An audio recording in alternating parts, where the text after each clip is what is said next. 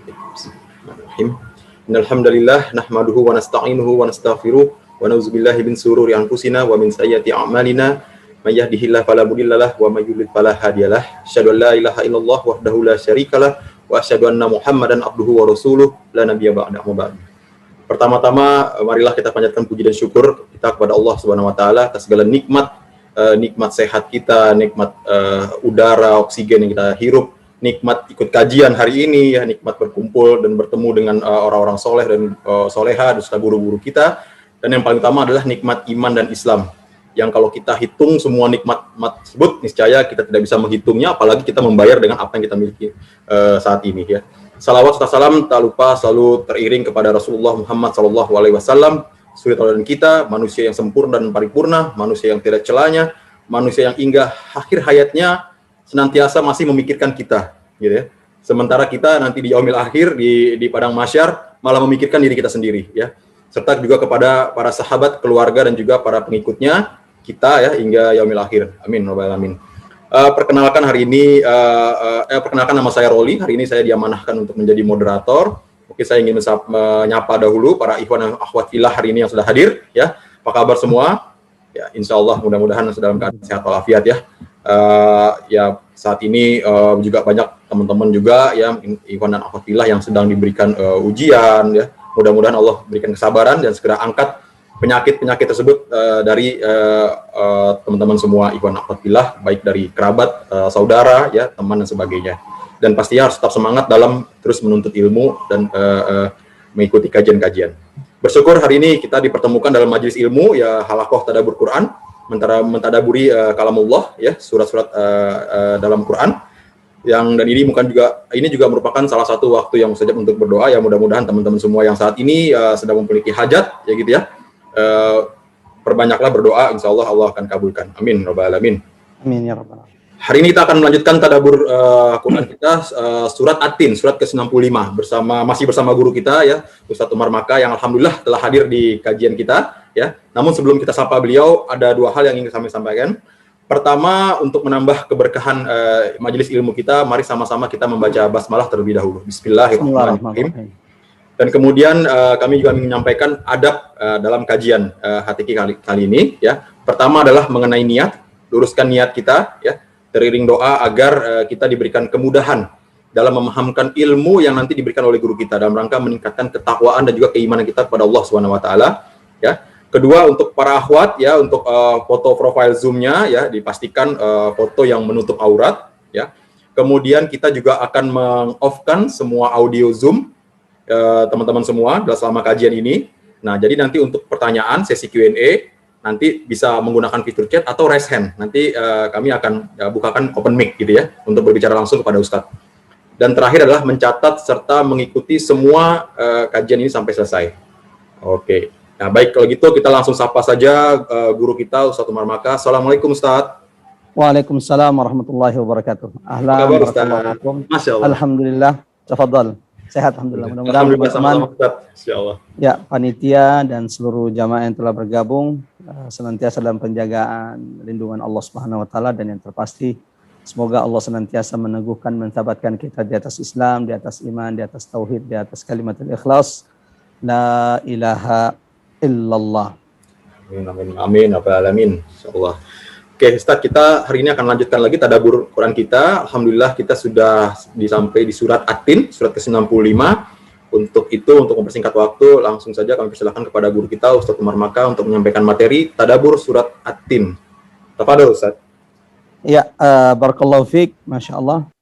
Semoga semua yang telah berbuat, yang telah bekerja sampai kita dipertemukan di majelis kita kembali di Sabtu pagi ini, dan mudah-mudahan yang juga telah bergabung dan akan bergabung setelah ini senantiasa Allah sabatkan di atas nikmat Quran. Ar-Rahman, Allah Zat yang Maha Penyayang. Jika engkau ingin tahu apakah engkau disayang, dikasihi oleh Allah, Allamal Quran, apakah kita termasuk mereka yang diajarkan, difahamkan, didekatkan Allah dengan Quran. Bismillahirrahmanirrahim. Assalamualaikum warahmatullahi wabarakatuh. Alhamdulillah, Alhamdulillahil karimir rahman, 'allamal Qur'ana khalaqal insana 'allamahul bayan. Asyhadu an la ilaha illallah wahdahu la syarika lah. Wa asyhadu anna Muhammadan 'abduhu wa rasuluhul mab'uts rahmatan lil alamin. Allahumma salli wa sallim ala Muhammad wa ala alihi wa sahabatihi wa man tabi'ahum bi ihsanin ila yaumiddin. Qul inna salati wa nusuki wa mahyaya wa mamati lillahi rabbil alamin. Akhwatal iman azanallahu wa iyyakum ajmain, jamaah halaqah tadabbur Quran yang dirahmati Allah dimanapun berada. Mengawali tadabbur kita pada kesempatan kali ini, yang di tadabbur kita hal ini, di majelis atau di halaqah tadabbur kita mundur satu surah. Karena di pertemuan sebelumnya kita sudah tadabburi surah Al-Insyirah, Alam Nashrah Laka Sadrak, di mana Allah menjelaskan tentang 3 nikmat, 3 karunia yang Allah muliakan, Allah tinggikan dengannya Nabi Muhammad sallallahu alaihi wasallam. Dan siapapun di antara kita yang Allah hendak tinggikan, Allah angkat, maka ia pun akan diberikan 3 nikmat, 3 karunia yang ada dalam surah Al-Insyirah atau surah Asy-Syarah atau surah Alam Nashrah. Apa 3 nikmat tersebut? Alam nashrah laka sadrak, yaitu nikmat kelapangan dada. Siapapun yang Allah ingin berikan petunjuk hidayah, ia akan dilapangkan dadanya. Dilapangkan dadanya untuk mau menerima Islam. Faman yuridillah, barang siapa yang Allah inginkan untuknya, an yahdiyahu, petunjuk. Maka ciri-cirinya yashrah sadrahu lil Islam, maka Allah akan lapangkan dadanya untuk Islam. Sebaliknya siapapun yang ingin Allah sesatkan, maka dadanya itu sempit terhadap Islam. Dadanya itu sempit terhadap syariat Islam. Ini nikmat pertama. Yang kedua, wa wada'na anka wizrak. Rahmat, nikmat kedua, karunia kedua yang Allah muliakan dengannya Nabi Muhammad dan orang-orang yang dipilihnya. Wa wada'na anka wizrak, ketika beban kita telah diangkat oleh Allah. Ketika dosa-dosa yang membebani hidup kita, dosa-dosa yang menyulitkan hidup kita, itu telah diampuni oleh Allah Subhanahu wa taala. Rasulullah adalah manusia yang telah diampunkan, manusia yang ma'sum, telah diampunkan semua dosanya yang telah lalu dan akan datang. Maka ini adalah kemuliaan Rasul sallallahu alaihi wasallam. Dan ketika kita umat Nabi Muhammad, Allah berkenan mengampunkan dosa-dosa kita, maka itu juga nikmat bagi kita. Yang ketiga, nikmat karunia yang Allah sebutkan dalam surah Al-Insyirah, Alam Nashrah, yang Allah muliakan dengannya Nabi Muhammad adalah wa rafa'na laka dzikrak. Allah tinggikan penyebutan nama Nabi Muhammad, dan ini sudah kita bahas di pertemuan sebelumnya. Tidak ada orang yang hari ini bisa mendapatkan nikmat Islam kecuali dia menyebut nama Nabi Muhammad sallallahu alaihi wasallam. Allah, malaikat, semua makhluk senantiasa menyebut nama Nabi Muhammad sallallahu alaihi wasallam. Ada orang-orang beriman umat Nabi Muhammad yang lisannya senantiasa basah dengan salawat menyebut nama Nabi Muhammad. Muazzin tidak akan sempurna azannya kecuali dia mengumandangkan kepada seluruh alam raya nama kekasih Allah. Asyhadu anna Muhammadar Rasulullah. Nama Nabi Muhammad adalah nama yang juga paling banyak digunakan. Muhammad, Abdu, Muhammad Arifin, Muhammad.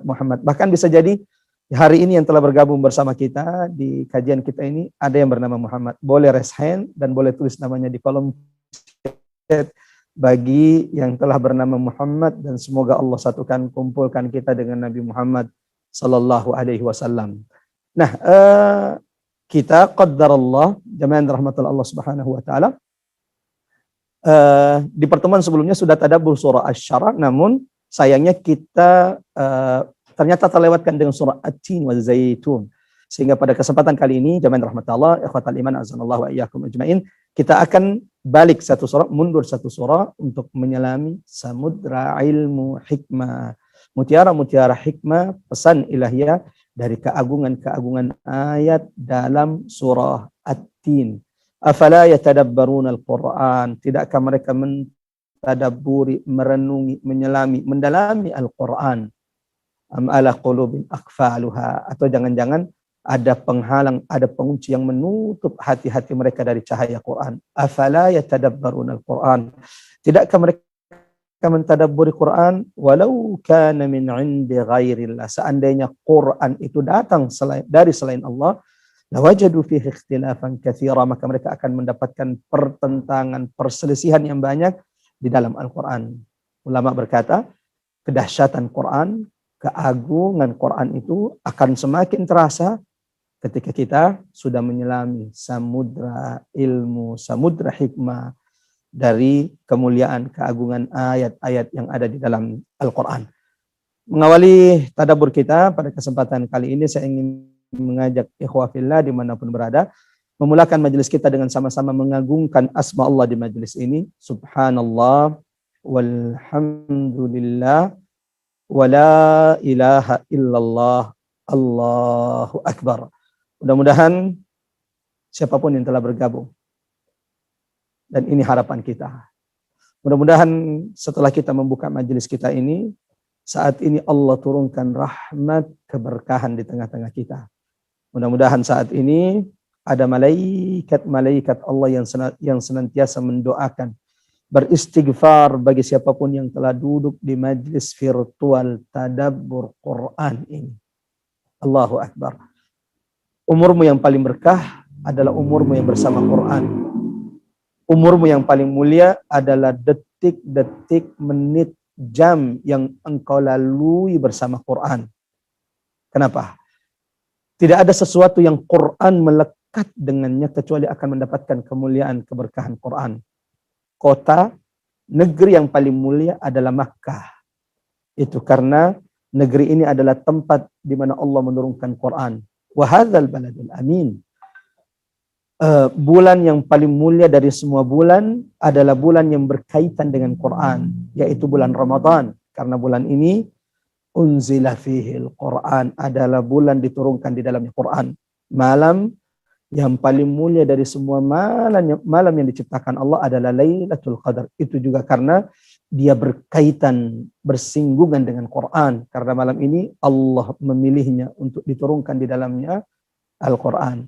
Mudah-mudahan Allah pun memilih dadah-dadah kita, keturunan-keturunan kita, anak cucu kita. Di antara mereka yang didekatkan Allah dengan Quran, di antara mereka yang Allah allamal Quran, ajarkan kepadanya Al-Quran. Allahumma amin ya rabbal alamin. Jika engkau mendapati Allah memilih rumahmu untuk dimasukkan di dalamnya cahaya Quran, tersenyumlah. Itu berarti Allah sedang hendak meninggikan keluargamu dengan Quran. Rasulullah bersabda, innallaha yarfa'u bihadzal kitabi aqwaman. Allah memuliakan kaum dengan Quran, memuliakan hamba-hambanya dengan Quran. Sebagaimana ada kaum, ada negeri, ada umat, ada orang yang dihinakan ketika mereka menistakan dan menghinakan Quran. Jamaah yang dirahmati Allah. Jadi yang terakhir, mudah-mudahan setelah kita mengagungkan asma Allah di majelis ini, semoga saat ini jamaah yang dirahmati Allah, setiap di antara kita, setelah kita mengagungkan asma Allah, semoga saat ini setiap di antara kita sedang disebut namanya satu persatu oleh Allah di hadapan malaikat-malaikat Allah yang mulia. Allahumma amin ya rabbal alamin. Nikmat tertinggi orang yang duduk di majelis ilmu, orang yang duduk berkumpul untuk mengkaji ayat-ayat Allah adalah nikmat tertinggi mereka dalam hadis Rasul adalah wa dzakarahumullahu fi man indah. Ketika setiap di antara mereka yang belajar mengkaji Al-Quran sedang disebut namanya atau disebut namanya oleh Allah Subhanahu wa taala. Seorang sahabat pernah meneteskan air mata haru bahagia, yaitu sahabat Rasulullah Ubay bin Ka'ab, ketika Nabi datang kepadanya lalu berkata, ya Ubay, wahai sahabatku Ubay, Allah memerintahkanku membacakan Quran kepadamu. Maka Ubay bin Ka'ab bertanya, ya Rasulullah, asammani Allah, apakah Allah ketika menyuruhmu membacakan Quran kepada sahabatmu, apakah Allah menyebut nama saya ya Rasulullah? Qala na'am, sammaka ya Ubay, ya wahai sahabatku, Allah menyebut namamu kepadaku. Saat itulah Ubay meneteskan air mata haru. Siapa yang tidak bangga, siapa yang tidak haru? Ketika yang menyebut namamu bukan presiden, ketika yang menyebut namamu bukan Raja Salman, ketika yang menyebut namamu adalah Allahu Rabbul Alamin, Fatiris samawati wal ard, Allahus Samad, Allah tempat bergantung seluruh makhluk. Ternyata Allah yang berkenan menyebut nama kita. Mudah-mudahan saat ini Allah anugerahkan nikmat itu kepada kita semuanya. Seperti biasa, jemaah rahmatul Allah Subhanahu wa taala, sebelum kita masuk menyelami samudra ilmu, hikmah, mutiara tadabbur dari surah At-Tin, ya. Salah satu surah dalam Al-Qur'an yang yang merupakan nama buah, ya, yaitu surah At-Tin. Dan Masya Allah di dalam Al-Quran ada buah-buah yang disebutkan di dalam Al-Quran. Ada buah tin, ada buah zaitun, ada pisang, ada mangga, lalu kemudian ada anggur. Yang nanti juga di antara nikmat surga, orang-orang yang masuk surga adalah ketika buah-buahan itu menaungi mereka di surga. Jadi Allahu Akbar. Bayangkan kalau kemudian Allah telah menyiapkan rumah-rumah terbaik, istana-istana terbaik di surga untukmu. Lalu ternyata ada buah-buahan yang menaungimu kelak di surga. Ketika engkau duduk di atas dipan-dipan yang terbuat dari mutiara. Lalu ketika engkau ingin memakan buah-buahan surga yang tanpa pengawet, yang tanpa lilin, ya, yang tidak direndam di lilin. Ketika engkau ingin memakan buah tersebut, وَذُلِّلَتْ قُطُوفُهَا تَذْلِيلًا. Buah itu yang mendekat kepadamu, wahai penghuni surga, wahai hamba Allah Subhanahu wa taala. Mudah-mudahan kita termasuk di antaranya. Kita akan sama-sama dulu membaca surah At-Tin. Mudah-mudahan ini menjadi pembuka bagi kita. Bacaan surah At-Tin ini melembutkan hati-hati kita semuanya. Mudah-mudahan bacaan kita di surah At-Tin ini membersihkan hati-hati kita dari penyakit hati. Mudah-mudahan bacaan surah At-Tin kita kali ini menjadi rahmat bagi kita. Mudah-mudahan bacaan surah At-Tin pada kesempatan kali ini, ikhwah fillah yang dirahmati Allah, menjadi syifa, penyembuh bagi siapapun yang saat ini mungkin mengikuti kajian kita tadabbur, kita halaqah tadabbur ini sementara ia sedang diuji oleh Allah dengan penyakit. Bukankah Allah yang menyebutkan bahwa Quran itu adalah penyembuh? Wa nunazzilu minal Quran. Kami turunkan dari Quran ma huwa syifaa. Ada apa-apa yang menjadi penyembuh, warahmah dan rahmat bagi orang-orang yang beriman. Mari niatkan bacaan Quran kita dengan semua kebaikan-kebaikan yang tadi kita sebutkan. Mudah-mudahan Allah kabulkan insyaallah. Allahumma amin ya rabbal alamin.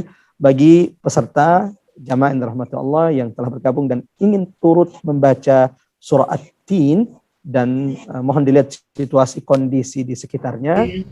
Kalau memang kondisinya tidak memungkinkan bersama kita membaca, boleh tetap mendengar, dan semoga telah juga mendapatkan pahala bacaan Quran. Mari sama-sama kita baca. A'udzu billahi minasy syaithanir rajim. أعوذ بالله من الشيطان الرجيم بسم الله الرحمن الرحيم بسم الله الرحمن الرحيم والتين والزيتون والتين والزيتون وطور سينين وطور سينين وهذا البلد الأمين وهذا البلد الأمين لقد خلقنا الإنسان في أحسن تقويم 11. لقد خلقنا الإنسان في أحسن تقويم ثم رددناه أسفل سافلين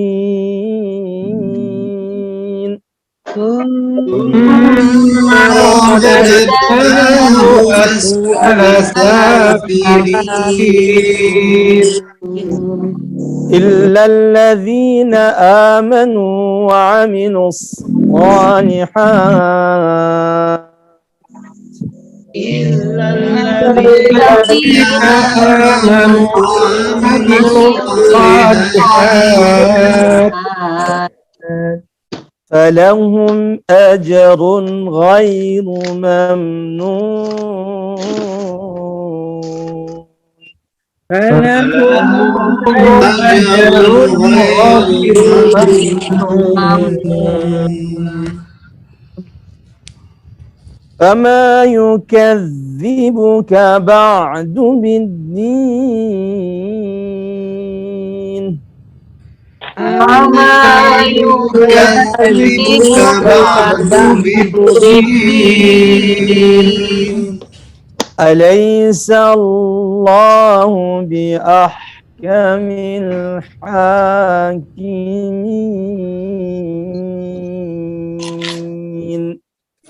أليس الله بأحكم الحاكمين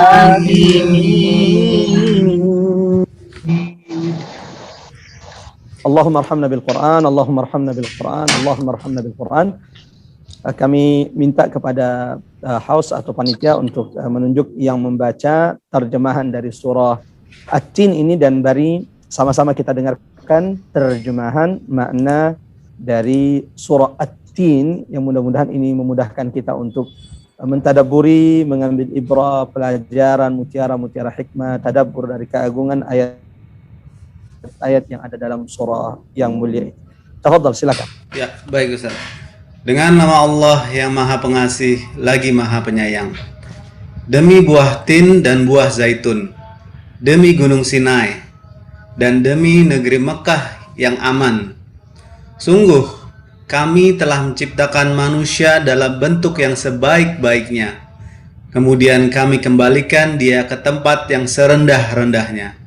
Kecuali orang-orang yang beriman dan mengerjakan amal soleh, maka mereka akan mendapat pahala yang tidak ada putus-putusnya. Maka apa yang menyebabkan mereka mendustakanmu tentang hari pembalasan setelah adanya keterangan-keterangan itu? Bukankah Allah hakim yang paling adil? Maha benar Allah dengan segala firman-Nya. Ya, barakallahu fiik, Masya Allah. Bagi panitia yang sudah, bagi seluruh jamaah yang dirahmati Allah yang telah sama-sama membaca surah At-Tin, dan kita sudah mendengarkan terjemahan dari 8 ayat surah At-Tin ini. Jamaah yang dirahmati Allah Subhanahu wa taala, pertama muqaddimah tentang surah, mengenal lebih dekat surah At-Tin. Surah ini menurut ulama dinamai, dan ini nama yang paling masyhur yang kita dapatkan di mushaf, yaitu bahwa nama surah ini atau surah ini dinamai dengan surah At-Tin, dan penamaannya jelas diambil dari ayat pertama dari surah ini, Wat-Tini waz-Zaitun. Diambil dari kata tin yang terdapat di ayat pertama yang berarti buah tin. Nama lain dari surah ini menurut ulama adalah surah Wat-Tini waz-Zaitun.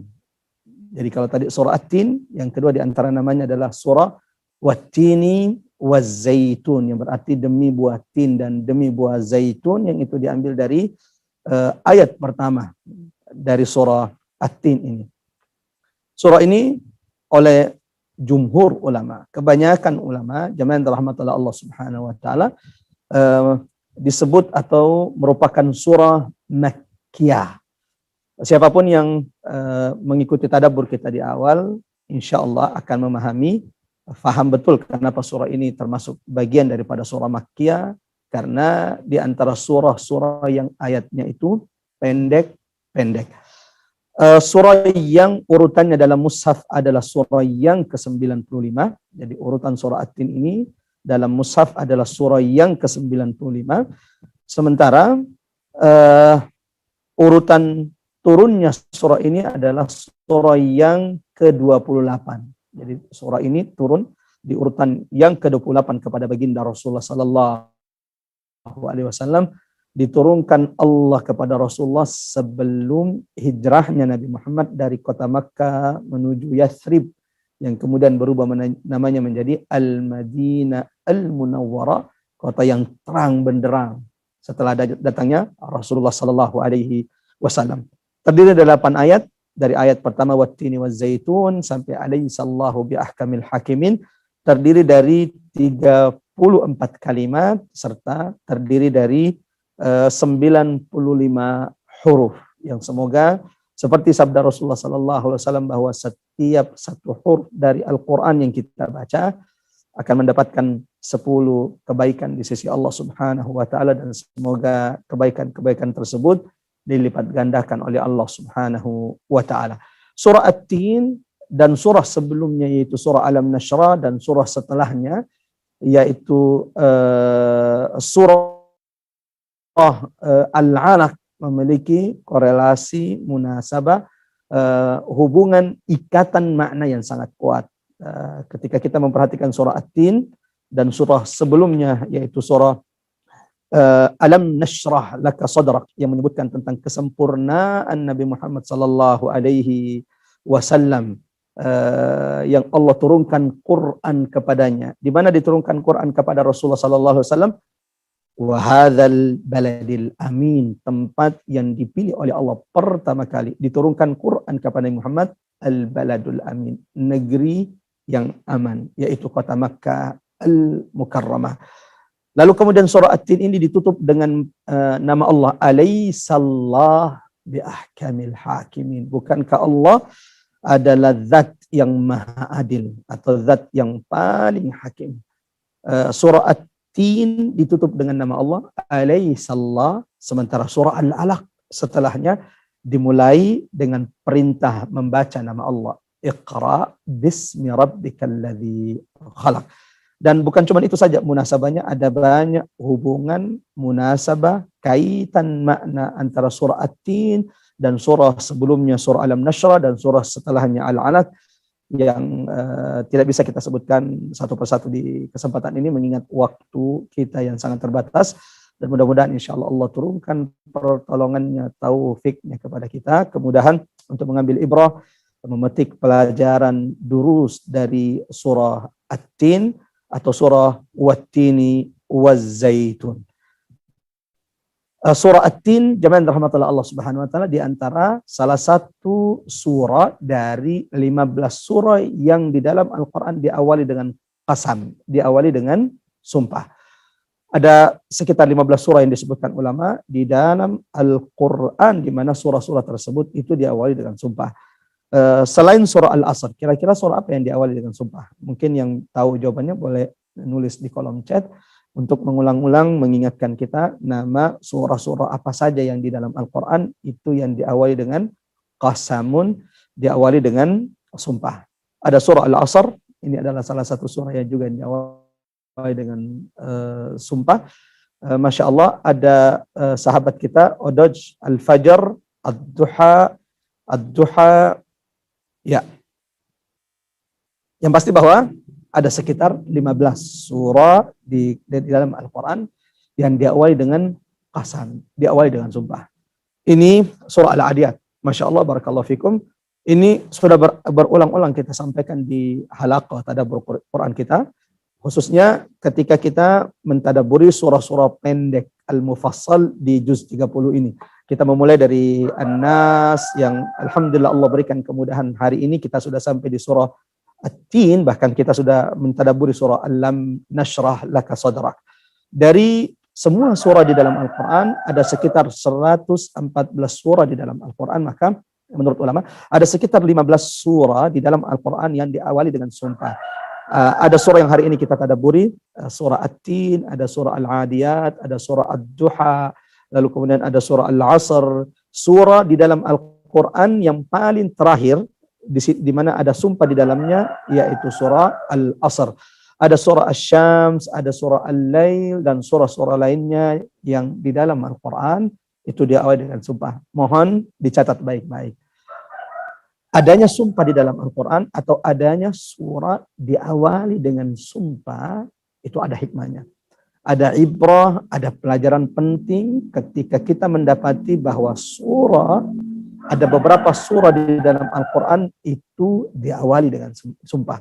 Ada beberapa ibrah ketika kemudian surah itu diawali dengan sumpah. Satu, Allah tidak mungkin bersumpah kecuali dengan makhluknya yang agung. Allah tidak akan mungkin bersumpah dengan makhluknya kecuali makhluknya yang memiliki banyak manfaat untuk manusia. Di antaranya Allah bersumpah dengan Nabi Muhammad sallallahu alaihi wasallam.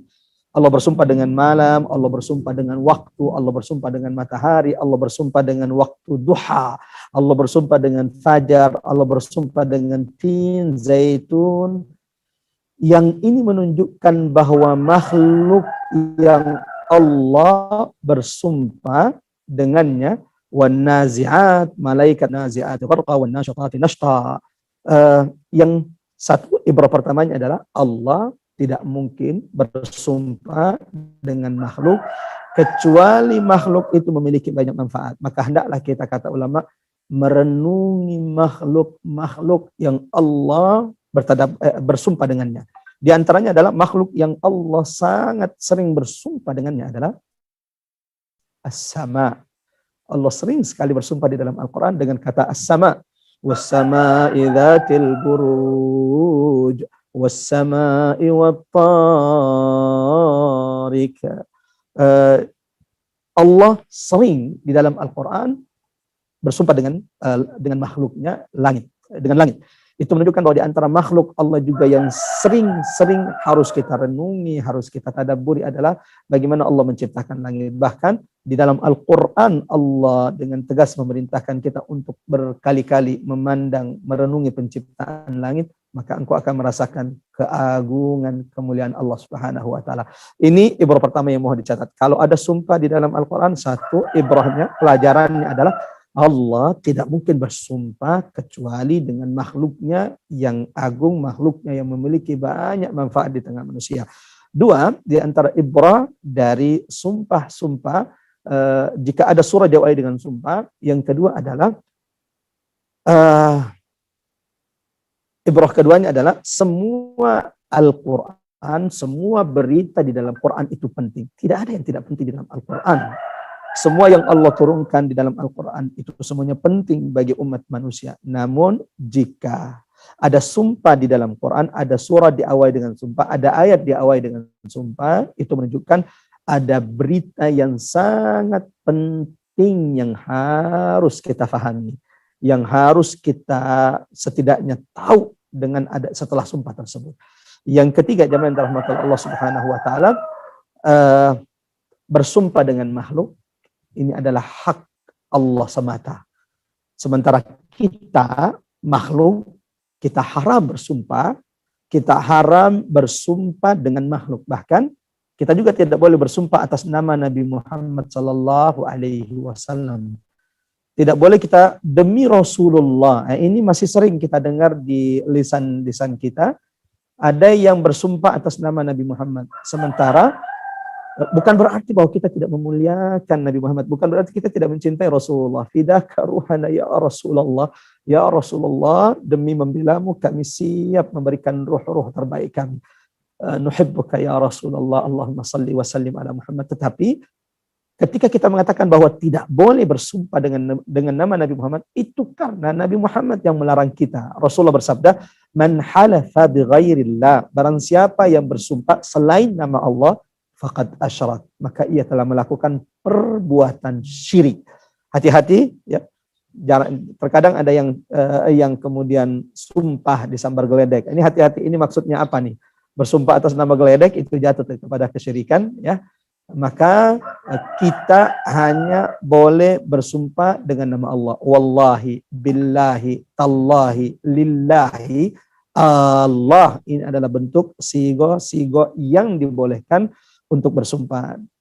Ini ibrah, 3 ibrah yang penting untuk kita pahami ketika mendapati ada surah diawali dengan sumpah. 1, Allah ketika bersumpah dengan makhluknya, fahami, ketahui, tidak mungkin Allah bersumpah kecuali dengan makhluk yang banyak manfaat untuk manusia.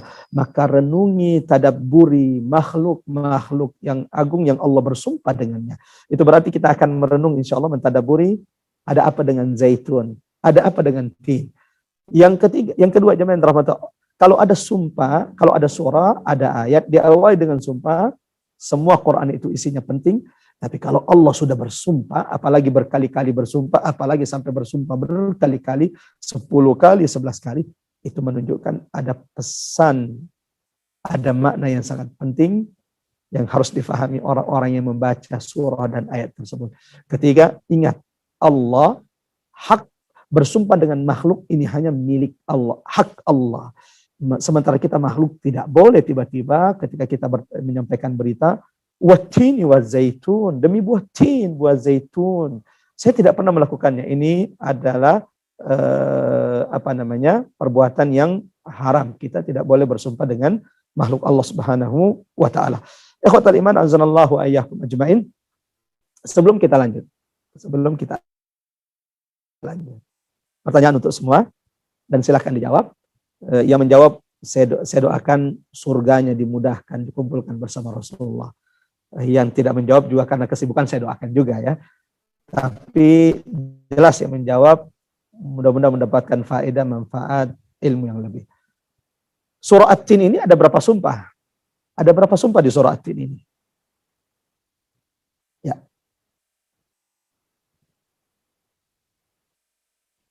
Ada 3 sumpah dari Mbak Rizka, dari HTK Host, Masya Allah. Host kita menjawab 3, Ganjar 3 sumpah, Masya Allah. Sampai, sudah mulai ada yang berbeda pendapat, 4 sumpah. Ada yang bilang 4, ada yang bilang 3, Masya Allah. Ya, sampai di sini ada Risti Rahmadi 4 sumpah, ada Windasari Zikri ada 3 sumpah, Masya Allah. Dari Mayang Arum ada 4 sumpah. Ada yang raise hand, Masya Allah. Ada yang ingin menjawab dengan voice, boleh juga mungkin di ini. Boleh kita dengar dari Mbak Eli yang raise hand. Siapa tahu mungkin Masya Allah ada faedah penting yang bisa kita dengarkan dari ukhti kita. Silakan Mbak Eli. Sebentar. Sebentarnya berapa nih? 1 jam? Kalau 1 jam kita langsung jawab saja. Watini 1, wazaitun, watini 1, wazaitun 2, waturisinin 3, wahadal baladil amin 4. Maaf, mungkin saya salah. Masya Allah. Dan ternyata Ibu benar jawabannya. Ya, Allahu Akbar. Jadi jawaban yang benar adalah surah ini, surah At-Tin, diawali Allah dengan 4 sumpah. Ya, 4 sumpah. Tadi sudah saya katakan bahwa ibrah keduanya kan kalau ada sumpah itu bahasa Arabnya qasam. Sumpah itu bahasa Arabnya apa? Qasam. Kalau ada surah diawali dengan sumpah kan berarti ada berita penting, ada berita yang sangat penting. Walau semua Quran itu penting, mohon dicatat baik-baik.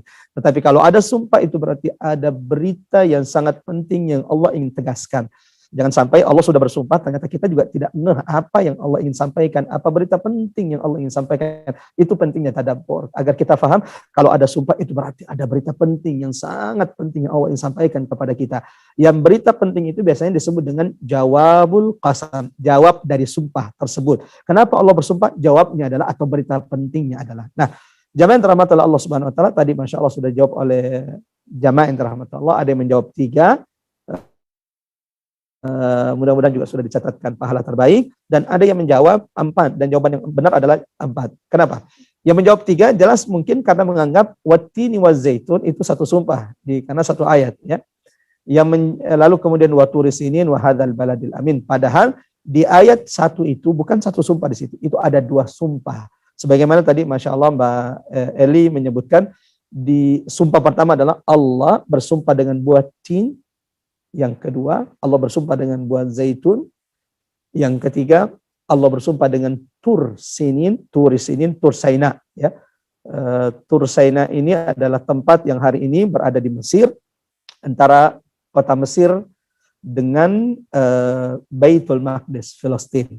Tur Sina ini sangat erat hubungannya, kaitannya dengan Nabi Musa alaihissalam. Tur Sinin menjadi bukti bagaimana Musa diangkat oleh Allah menjadi nabi dan rasul. Jadi di mana Nabi Musa diangkat menjadi nabi dan rasul? Di Tur Sina. Tur Sina menjadi bukti bebalnya, ngeyelnya Bani Israel yang menguji kesabaran Musa alaihi salam.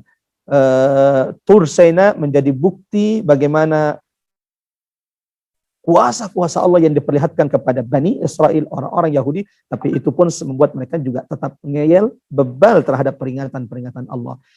Kita tidak pernah, umat Nabi Muhammad tidak pernah ada di antara kita sudah dimatikan, dihidupkan lagi. Sudah dimatikan, dihidupkan lagi.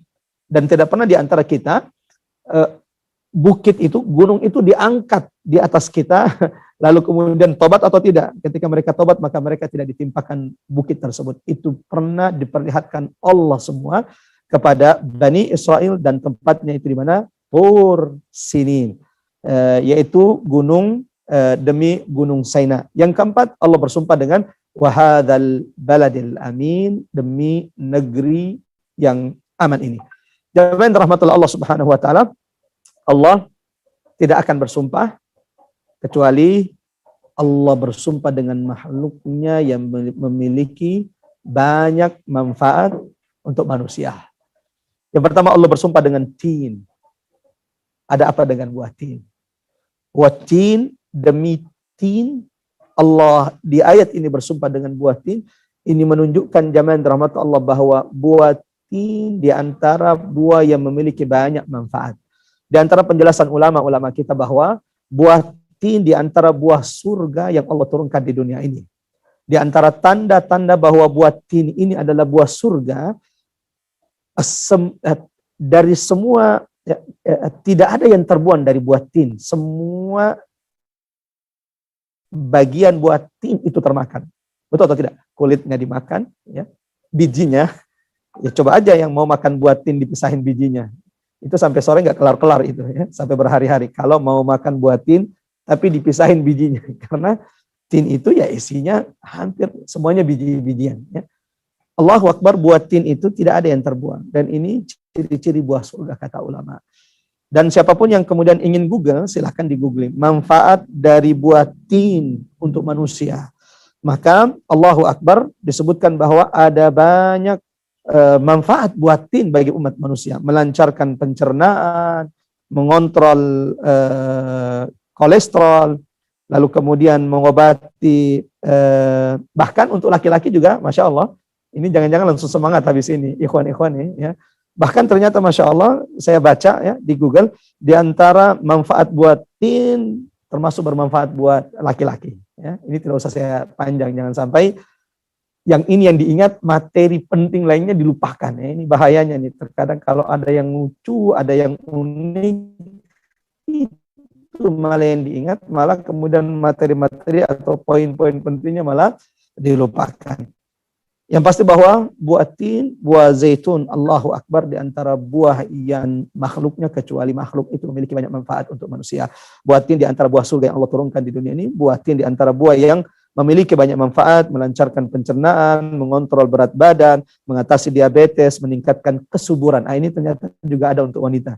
Di antara manfaatnya Masya Allah, meningkatkan kesuburan, menurunkan kolesterol, mengobati disfungsi, ya udah ini pasti tahu. Akhir dari kalimatnya ya. Allahu Akbar, ini manfaat buah tin. Ini menunjukkan kebenaran bahwa Allah tidak mungkin akan bersumpah kecuali dengan makhluknya. Ketika Allah bersumpah dengan matahari, coba sebutkan manfaat matahari untuk umat manusia. Ketika Allah bersumpah dengan bulan, wal qamar, Coba sebutkan manfaat dari bulan. Ketika Allah bersumpah dengan waktu fajar, Allahu Akbar. Coba sebutkan keutamaan waktu fajar. Waktu terbaik memperbanyak ibadah, di antaranya adalah waktu fajar. Bacaan sholat kita di waktu fajar itu dianjurkan, diperpanjang. Kenapa? Inna Qur'anal fajri kana mashhuda. Karena bacaan Quran di waktu subuh itu masyhuda, disaksikan oleh Allah, disaksikan oleh malaikat Allah. Bukan berarti bahwa bacaan sholat kita di waktu maghrib, di waktu zuhur itu tidak disaksikan malaikat, tetapi malaikat yang menyaksikan bacaanmu di waktu subuh jauh lebih banyak. Kenapa? Karena waktu subuh jamaah rahmatullahi Allah Subhanahu wa taala adalah waktu di mana pertemuan dua malaikat, malaikat siang dan malaikat malam itu akan bertemu di dua waktu subuh. Dan yang kedua, malaikat malam dan malaikat siang akan bertemu kembali di waktu asar. Itu kenapa dua waktu ini adalah waktu yang kita diperintahkan untuk menjaga-jaganya. Hafidhu ala salawati was salatil wusta. Yang kedua, wazaitun. Allah bersumpah dengan zaitun. Allah bersumpah dengan zaitun. Di dalam Al-Quran ada pohon yang disebut oleh Allah syajaratun mubarakah, yang menjadi permisalan orang-orang beriman. Zaitunatin la syarqiyatin wala gharbiyah. Dan ternyata menurut ulama-ulama kita ketika menafsirkan ayat ini, yaitu surah Quran surah ke-24, surah An-Nur ayat 35, Quran surah 24, An-Nur ayat 35, Allah menyebut syajarah mubarakah, pohon yang berkah. Ya. Yang dimaksud dengan pohon yang berkah di sini kata ulama adalah pohon zaitun. Allahu Akbar. Cukuplah Quran menamainya dengan pohon berkah sehingga kita memperhatikan buah ini. Memperhatikan buah zaitun, pohon zaitun. Pohon tin, alhamdulillah ini saya lihat sudah mudah tumbuh di Indonesia dan sudah banyak berbuah. Saya yakin, nggak yakin ya, mungkin di antara kita juga Masya Allah sudah memiliki buah tin di rumahnya. Ketika saya di Jakarta, saya banyak menemui jamaah-jamaah, Masya Allah, yang di rumahnya itu ada buah zaitun. Ada buah tin, mohon maaf. Adapun zaitun, saya belum menemukan ya. Ada zaitun yang berbuah, yang ditanam dan berbuah di Indonesia. Wallahu a'lam, apakah buah zaitun itu bisa tumbuh di tempat kita? Mungkin sudah ada, tapi mungkin informasinya belum sampai kepada kita. Satu, bahwa pohon zaitun di dalam Al-Quran disebut dengan syajarah mubarakah. Sebagaimana dalam surah Al-Qasas, Quran surah 28 ayat 30, inni anastu min janibit turi nura. Ketika Nabi Musa alaihi salam kembali dari Madian setelah 10 tahun menjadi dikejar oleh Fir'aun untuk dibunuh. Padahal Musa itu dikejar dibunuh karena membunuh satu orang itu pun tidak sengaja. Tapi lihat bagaimana penguasa zalim memviralkan Musa sebagai pembunuh dan hendak ditangkap untuk dibunuh gara-gara membunuh satu orang itu pun tidak sengaja. Sementara yang ingin membunuh Musa, penguasa yang zalim yang mengejar Musa, berapa bayi yang dibunuhnya? Fir'aun itu berapa ribu bayi yang tidak berdosa dari Bani Israil yang dibunuh oleh Fir'aun. Tapi lihat karena media milik mereka, semua perangkat kezaliman milik mereka, sehingga yang membunuh satu orang dibuli habis-habisan itu pun tidak sengaja. Penguasa zalim si Fir'aun yang membunuh ribuan tidak merasa bersalah. Lagi-lagi Quran itu penjelasan atas segala sesuatu. Rahmat bagi orang-orang beriman. Bahwa ternyata tidak ada peristiwa yang engkau alami kecuali ada penjelasannya di dalam Al-Quran dari kisah-kisah yang Allah abadikan. Lanjut, buah zaitun, pohon yang diberkahi. Bahkan menurut penjelasan ulama-ulama kita dalam surah Al-Qasas, ketika Musa akhirnya melihat ada api di sisi gunung di sebuah lembah, maka datanglah Musa mendekati api tersebut, berharap karena saat itu Musa tersesat dengan keluarganya ketika perjalanan ke Mesir. Berharap bahwa ia akan mendapatkan petunjuk dari tempat tersebut. Ketika Musa di tengah malam di pegunungan Sinai, ya, yang ada hanya gunung-gunung di sekitar Sinai itu. Tiba-tiba Musa mendengarkan suara.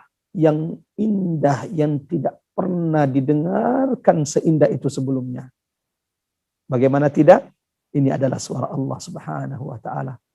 Dan Musa kalimullah. Musa adalah nabi yang Allah berikan kekhususan berbicara langsung kepada Allah.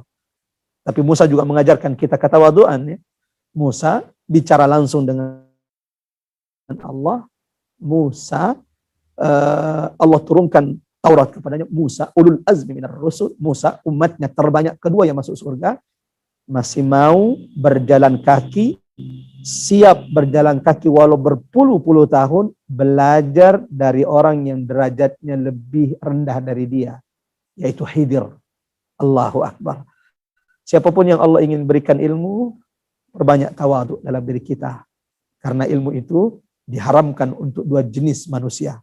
Orang yang menyombongkan dirinya, ilmu itu diharamkan kepadanya. Seperti iblis yang menyombongkan dirinya. Yang kedua, orang yang malu dari ilmu, mustahi. Ini dua jenis manusia yang diharamkan ilmu untuknya. Ya, lanjut. Jadi ketika Musa mendekati api tersebut, tiba-tiba Musa mendengarkan suara, innani anallah. Menurut penjelasan ulama kita bahwa api itu ternyata menyala di atas pohon zaitun. Maka pohon zaitun adalah pohon yang diberkahi. Allah tidak akan bersumpah kecuali dengan makhluk yang memiliki banyak manfaat. Silakan juga setelah ini googling apa manfaat faedah dari buah zaitun. Ya. Bahkan Nabi Muhammad SAW dalam hadis yang diriwayatkan oleh Imam At-Tirmidzi, hadis nomor 18.520, Rasulullah SAW bersabda, kuluz zaitun waddahinu bihi. Makanlah oleh kalian buah minyak zaitun dan berminyaklah, beroleslah dengannya. Rasulullah menganjurkan kita meminum minyak zaitun dan menganjurkan kita untuk mengoles minyak zaitun. Sayangnya mungkin hari ini karena agak sulit kita untuk mendapatkan produk original zaitun, ya. Terkadang ada zaitun yang kita beli ternyata sudah dicampur juga. Ini kalau ada yang punya jaringan, teman-teman di sini yang ikut tadabbur pada kesempatan kali ini, yang mungkin menjual zaitun yang dijamin original, ini perlu juga mungkin di-share kontaknya, di-share alamatnya, biar kita bisa mendapatkan keberkahan buah zaitun, keberkahan daripada minyak zaitun yang Rasul dalam hadis yang diriwayatkan oleh Imam At-Tirmidzi rahimahullah berkata, makanlah minyak zaitun dan beroleslah dengannya. Fa innaha min syajaratin mubarakah. Karena zaitun itu berasal dari pohon yang diberkahi. Bukan cuma itu, di antara penjelasan ulama kita jamaah yang dirahmati Allah bahwa yang di antara yang sangat dibenci oleh syaitan itu, di antara yang dibenci oleh syaitan itu adalah zaitun. Maka banyak ulama kita ketika meruqyah itu juga meruqyah dengan menggunakan zaitun. Ada sebuah kisah yang pernah disampaikan oleh seorang masyayikh dari sebuah ceramah masyayikh yang saya dengar, saya lupa nama masyayikhnya, tetapi saya dengar betul bagaimana ia menjelaskan ketika datang seorang ayah mendatangi seorang syekh, seorang nenek, karena cucunya itu di rumahnya setiap malam tidak pernah berhenti menangis, terus menangis. Maka datanglah ia kepada seorang syekh meminta nasihat bagaimana mengatasi bayinya, anaknya yang terus menangis. Kata syekh ini bisa jadi itu adalah gangguan dari syaitan yang ingin membuat ayahnya, orang tuanya itu benci kepada anaknya yang terus menangis, dan ketika ia benci kepada anaknya, ia benci kepada karunia nikmat Allah Subhanahu wa taala. Maka syekh itu menganjurkan agar ia membaca surah Al-Baqarah, lalu membaca surah Al-Baqarah kepada minyak zaitun. Lumayan juga ya, surah Al-Baqarah panjang juga. Kalau surah Al-Ikhlas sih aman ya. Tapi surah Al-Baqarah, apa hubungannya? Ya, surah Al-Baqarah memang manfaatnya disebutkan Rasul dalam hadis bahwa rumah yang dibacakan di dalamnya surah Al-Baqarah, maka syaitan itu akan lari terbirit-birit dari rumah tersebut.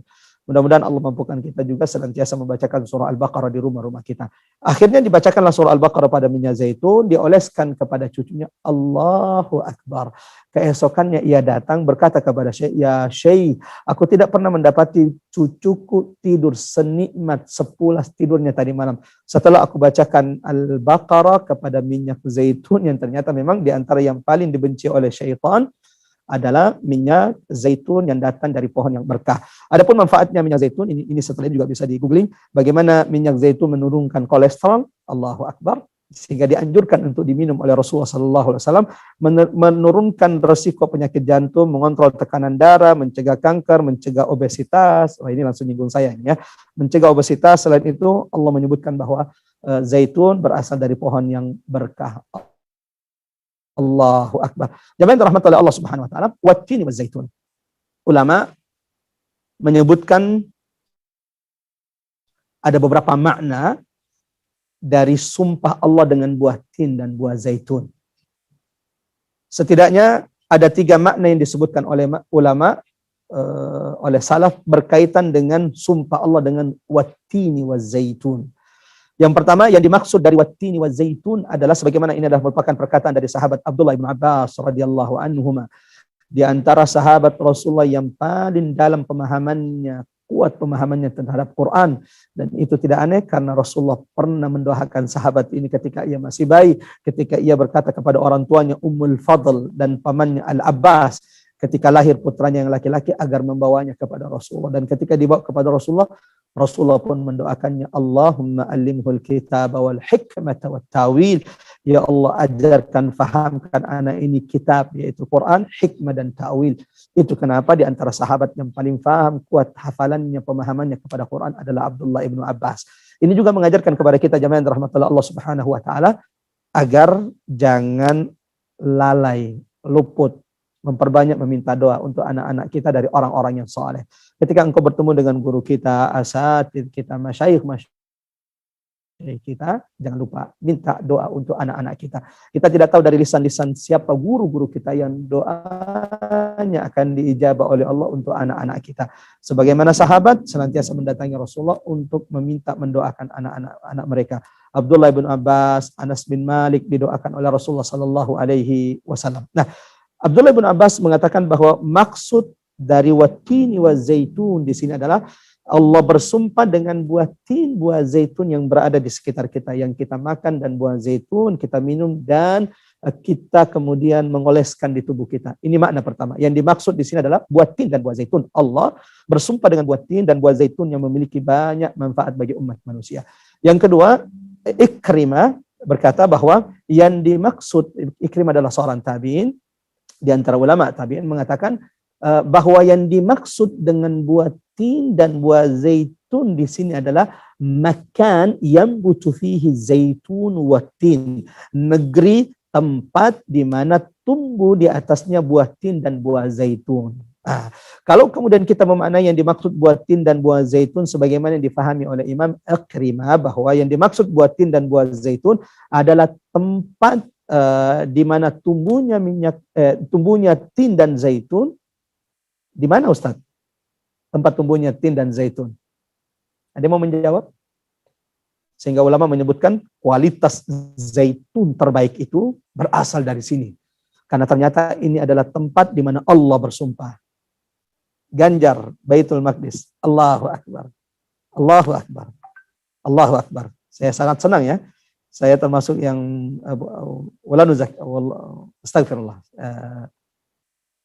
Saya termasuk yang sangat cinta dengan Baitul Maqdis, Filistin, dan hati saya sudah sangat terpaut dengan Palestina. Dan betul tempat, ya. Wah, ini Ustadz tidak cinta Indonesia, sudahlah. Tidak usah nyebar hoax ya.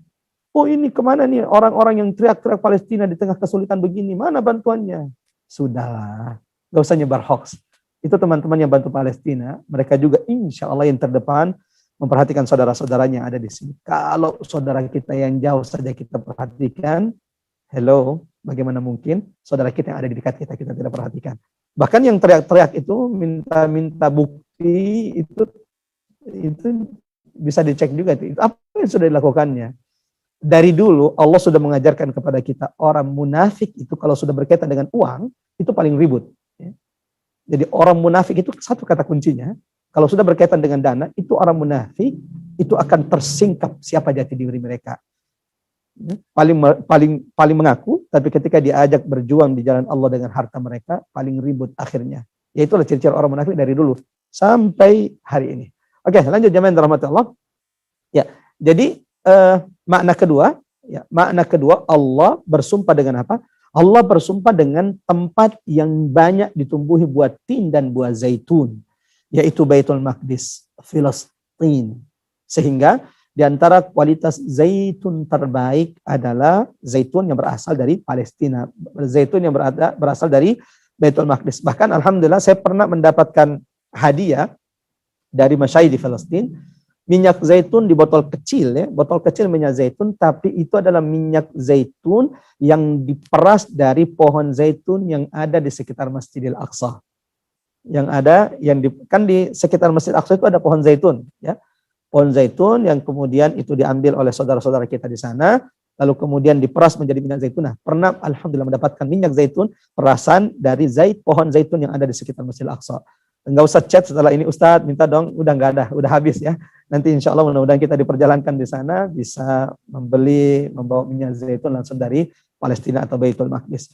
Nah, kalau kemudian maknanya sebagaimana disebutkan oleh Imam Ikrimah bahwa yang dimaksud at-tini wa zaitun di sini adalah tempat tumbuhnya minyak zaitun, maka ini maknanya nyambung.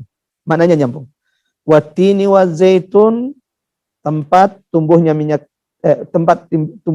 tin dan zaitun yaitu Baitul Maqdis, Filistin, Syam, wa turi sinin, pegunungan Sinai, wa hadzal baladil amin, yang semua tiga ayat ini menunjukkan tempat. Baitul Maqdis, pegunungan Sinai, Baladul Amin, Makkah. Yang ketiga tempat ini terikat dengan satu hal. Apa itu? Apa kira-kira? Apa yang mengikat tiga tempat ini? Walau sebagian ulama mengatakan yang dimaksud dengan tin di sini adalah tempat tumbuhnya tin, yaitu Irak. Nah, berarti kalau kita tambah Irak, Baitul Maqdis, Palestina, Syam, Palestina, Baitul Maqdis.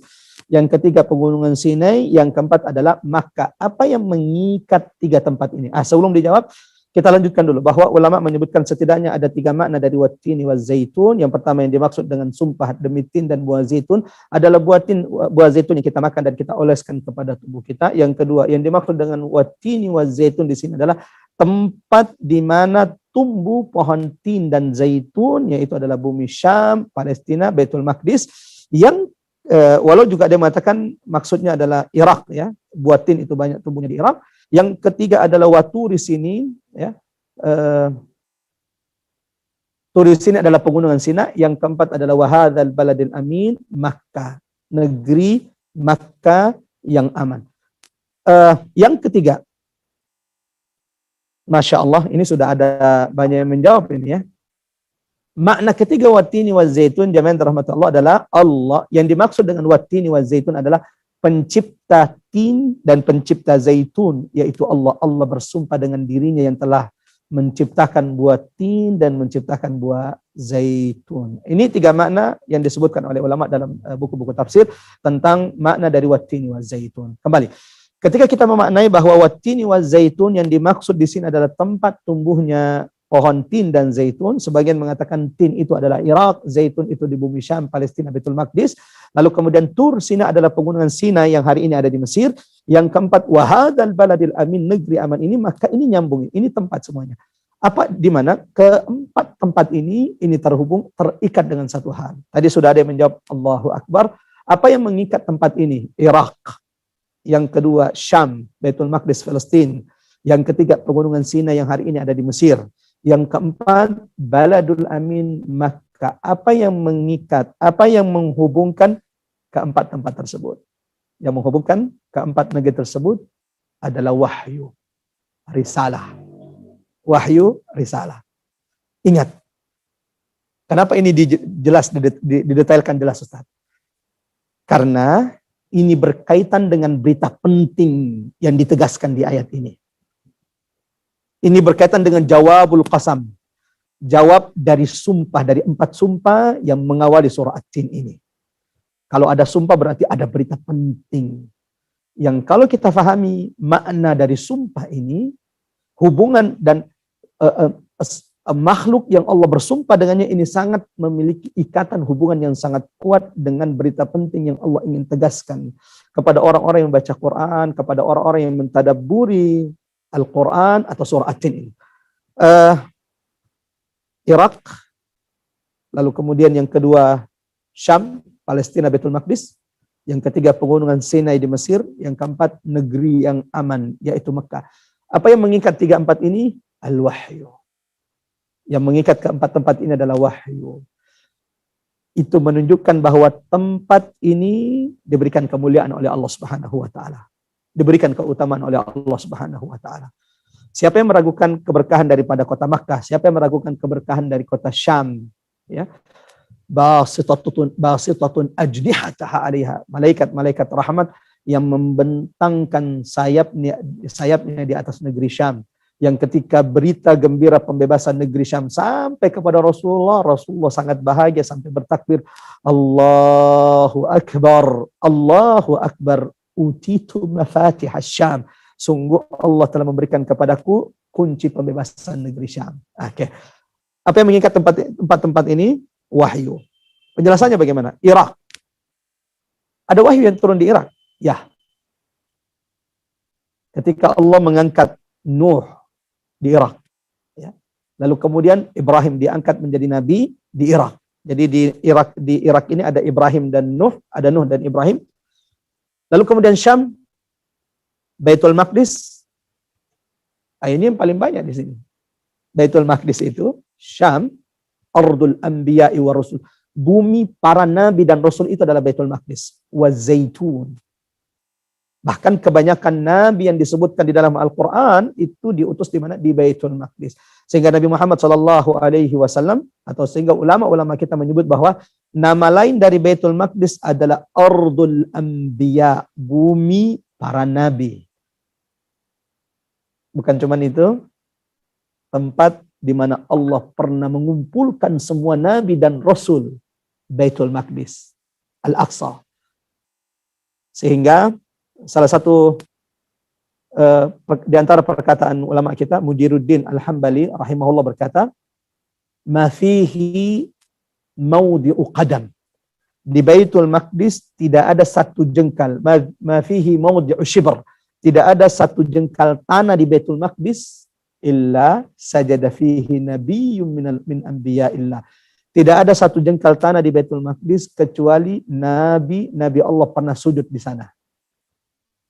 Dan tidak ada satu jengkal tanah di Baitul Maqdis kecuali pernah ada malaikat-malaikat yang berdiri di atasnya.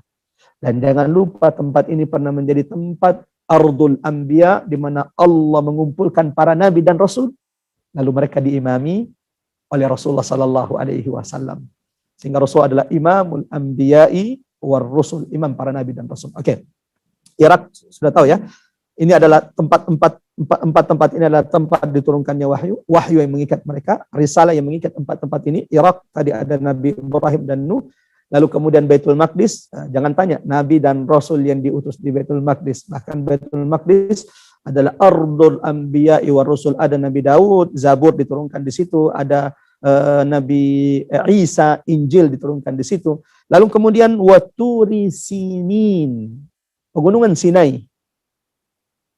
Siapa yang diangkat menjadi nabi dan rasul di sini? Musa alaihissalam diangkat menjadi nabi di Sinai, di pegunungan Sinai, dan Allah turunkan Taurat kepada Nabi Musa di Sinai, Waturi Sinin. Yang terakhir jamaah yang dirahmati Allah, wa hadzal baladil amin, yaitu tempat yang paling suci dan paling berkah dari semua belahan bumi Allah, yaitu Mekah, di mana Rasulullah sallallahu alaihi wasallam imamul anbiya'i war rusul diutus di sana, dan Allah turunkan sebaik-baik kitabnya di sana, yaitu di kota Makkah. Wa hadzal baladil amin, yang di antara kekhususan negeri Makkah, Allahu Akbar, Allah sebut negeri Makkah hadzal baladul amin, negeri yang aman. Aman bagi siapapun yang tinggal di sana. Sejarah keamanan kota Makkah dari dulu.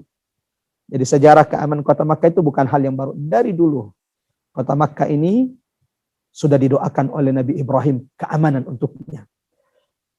Sebelum datang Nabi Ibrahim berarti ya sebelum datang Nabi Ibrahim ke kota Makkah, maka Makkah itu hanya lembah yang tandus yang tidak ada tumbuhan di atasnya.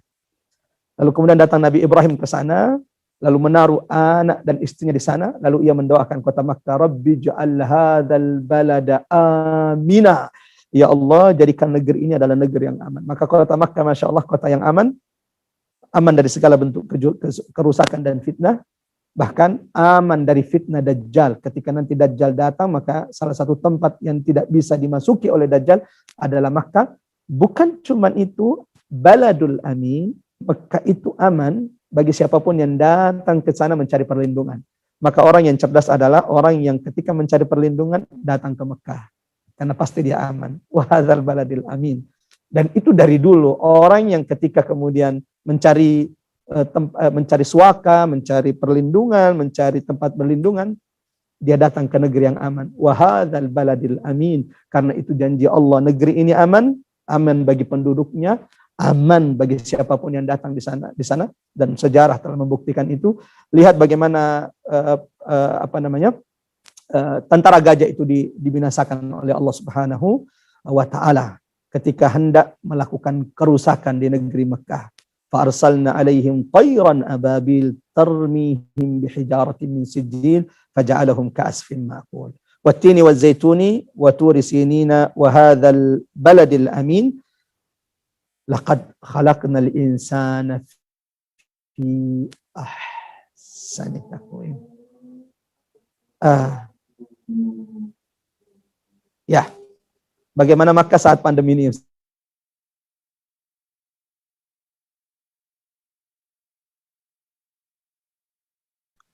Ustaz ke freeze ya? Iya, Ustaz nih. Oh iya, Ustaz ke freeze nih. Kayaknya Ustaz. Ya mana? Yang Allah ingin sampaikan kepada kita. Kalau ada sumpah berarti ada apa? Ada berita yang sangat penting, karena semua Quran itu penting. Tapi kalau ada sumpah, itu menunjukkan ada berita yang sangat penting yang Allah ingin tegaskan. Hendaklah orang-orang yang beriman yang baca Quran jangan sampai melewati sumpah-sumpah tersebut kecuali faham apa berita penting yang Allah ingin tegaskan kepada kita. Oke, ini pertanyaan kepada jamaah. Yang mana berita pentingnya di sini? Jawab sumpah. Jawab dari 4 sumpah itu yang mana? Ada yang mau menjawab?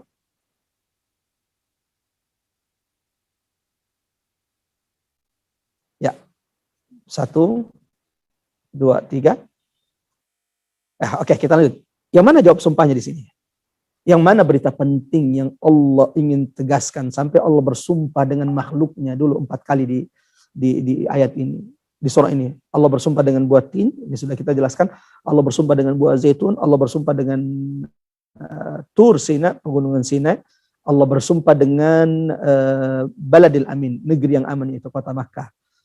Dan tadi sudah kita jelaskan bahwa at-tini wa zaitun juga bisa berarti di antara tafsiran yang disebutkan oleh Imam Ikrimah adalah tempat tumbuhnya buah tin dan buah zaitun, yaitu Baitul Maqdis, negeri Syam.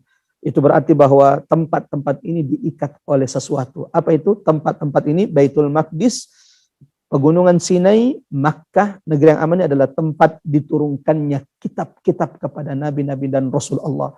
Baitul Maqdis turunnya Taurat dan Injil. Lalu kemudian Baitul Maqdis turunnya Zabur dan Injil kepada Daud dan Nabi Isa. Pegunungan Sinai turunnya Taurat kepada Musa. Makkah, negeri yang aman ini turunnya Al-Quran kepada Rasulullah Sallallahu Alaihi Wasallam. Yang mana berita pentingnya? Jawab sumpahnya. Berita penting yang ingin ditegaskan Allah dalam surah ini adalah laqad khalaqnal insana fi ahsani taqwim. Ayat keempat. Bergembiralah wahai manusia.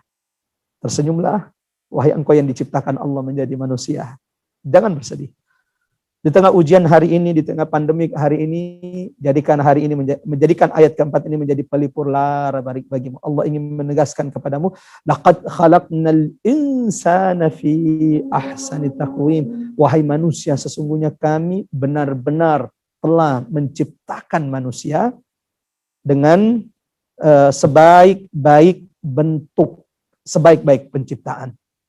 Laqad khalaqnal insana fi ahsani taqwim. Kata taqwim disebutkan oleh ulama bahwa kata taqwim, laqad khalaqnal insana fi ahsani taqwim, ini memiliki 3 makna. Ya. Makna pertama adalah laqad khalaqnal insana fi ahsani taqwim. Manusia ini telah diciptakan Allah sebaik-baik bentuk rupa dari semua makhluk yang Allah ciptakan.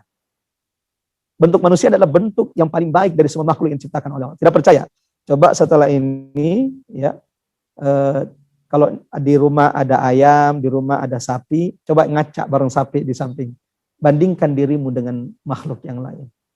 Maka engkau akan bersyukur kepada Allah yang telah menciptakanmu sebagai manusia. Fi ahsani taqwim. Belum yakin lagi, datang ke Ragunan. Ya, mungkin pandemik ini juga nggak terlalu agak sulit ya. Lalu coba moto selfie bareng dengan gajah, selfie bareng dengan orang utan. Maka engkau akan bersyukur Allah ciptakan engkau dengan sebaik-baik bentuk. Seganteng-gantengnya saya seperti ini adalah bentuk paling terbaik yang Allah berikan kepada kita. Itu kenapa Rasulullah melarang kita mengejek wajah. Enggak boleh. Rasulullah mengatakan la tuqabbihu al-wajh. Jangan pernah kalian mencelah wajah. Kenapa? Seperti apapun wajah saudaramu, laqad khalaqnal insana fi ahsani taqwim. Allah telah menciptakan ia dengan wajahnya seperti itu pada sebaik-baik bentuk.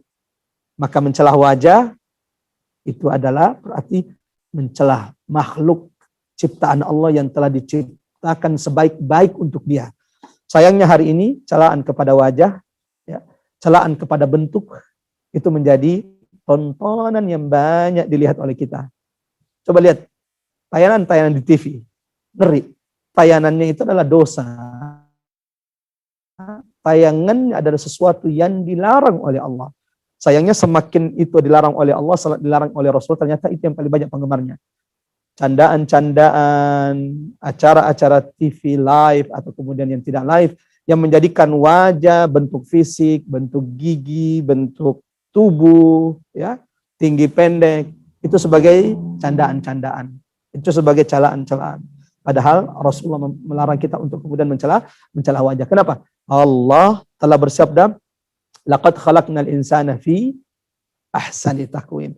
Makna kedua kata ulama, laqad khalaqnal insana fi ahsani taqwim, bahwa manusia telah diciptakan Allah dengan sebaik-baik fitrah.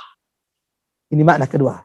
Manusia itu telah diciptakan dengan sebaik-baik fitrah. Manusia dengan fitrahnya telah diberikan Allah petunjuk untuk mengenali Tuhannya.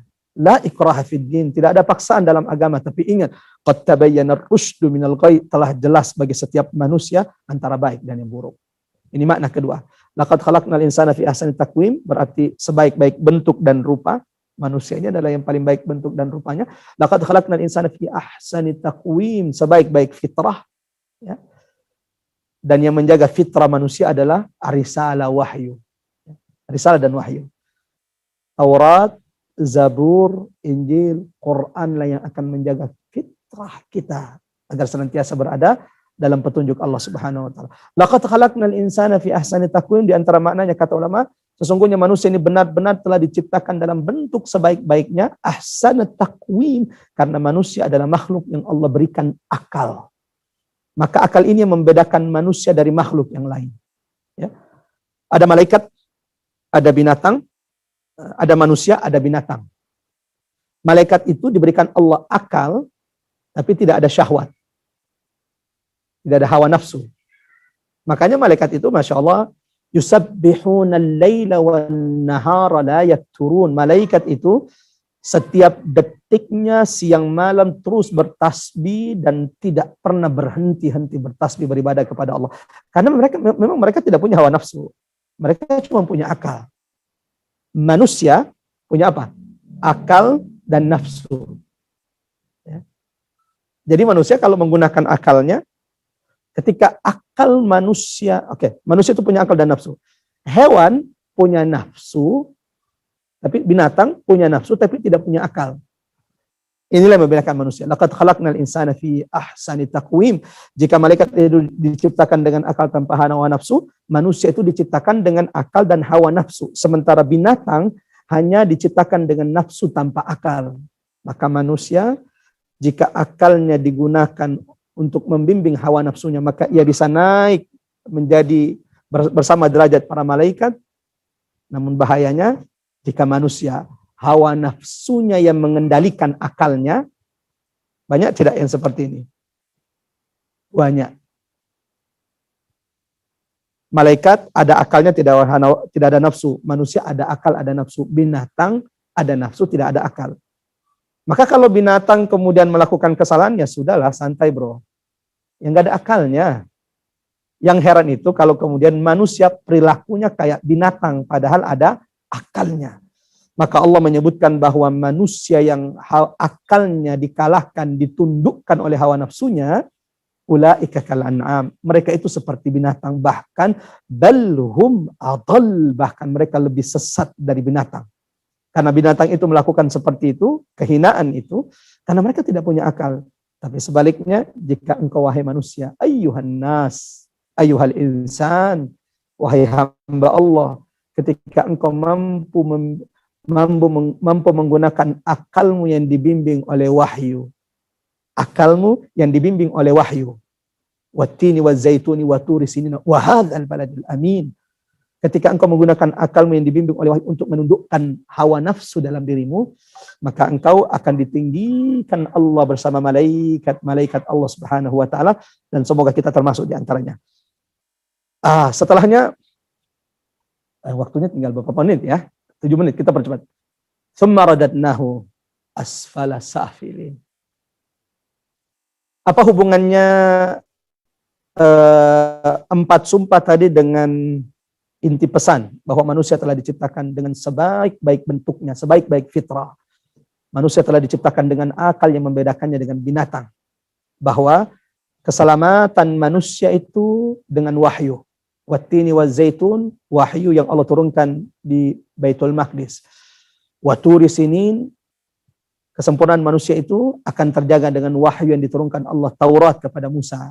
Wa hadzal baladil amin, kesempurnaan manusia itu akan terjaga ketika mereka berpegang teguh kepada Al-Qur'anul Karim. Wa hadzal baladil amin, yang diturunkan Allah di negeri Makkah. Tapi hati-hati kata Allah.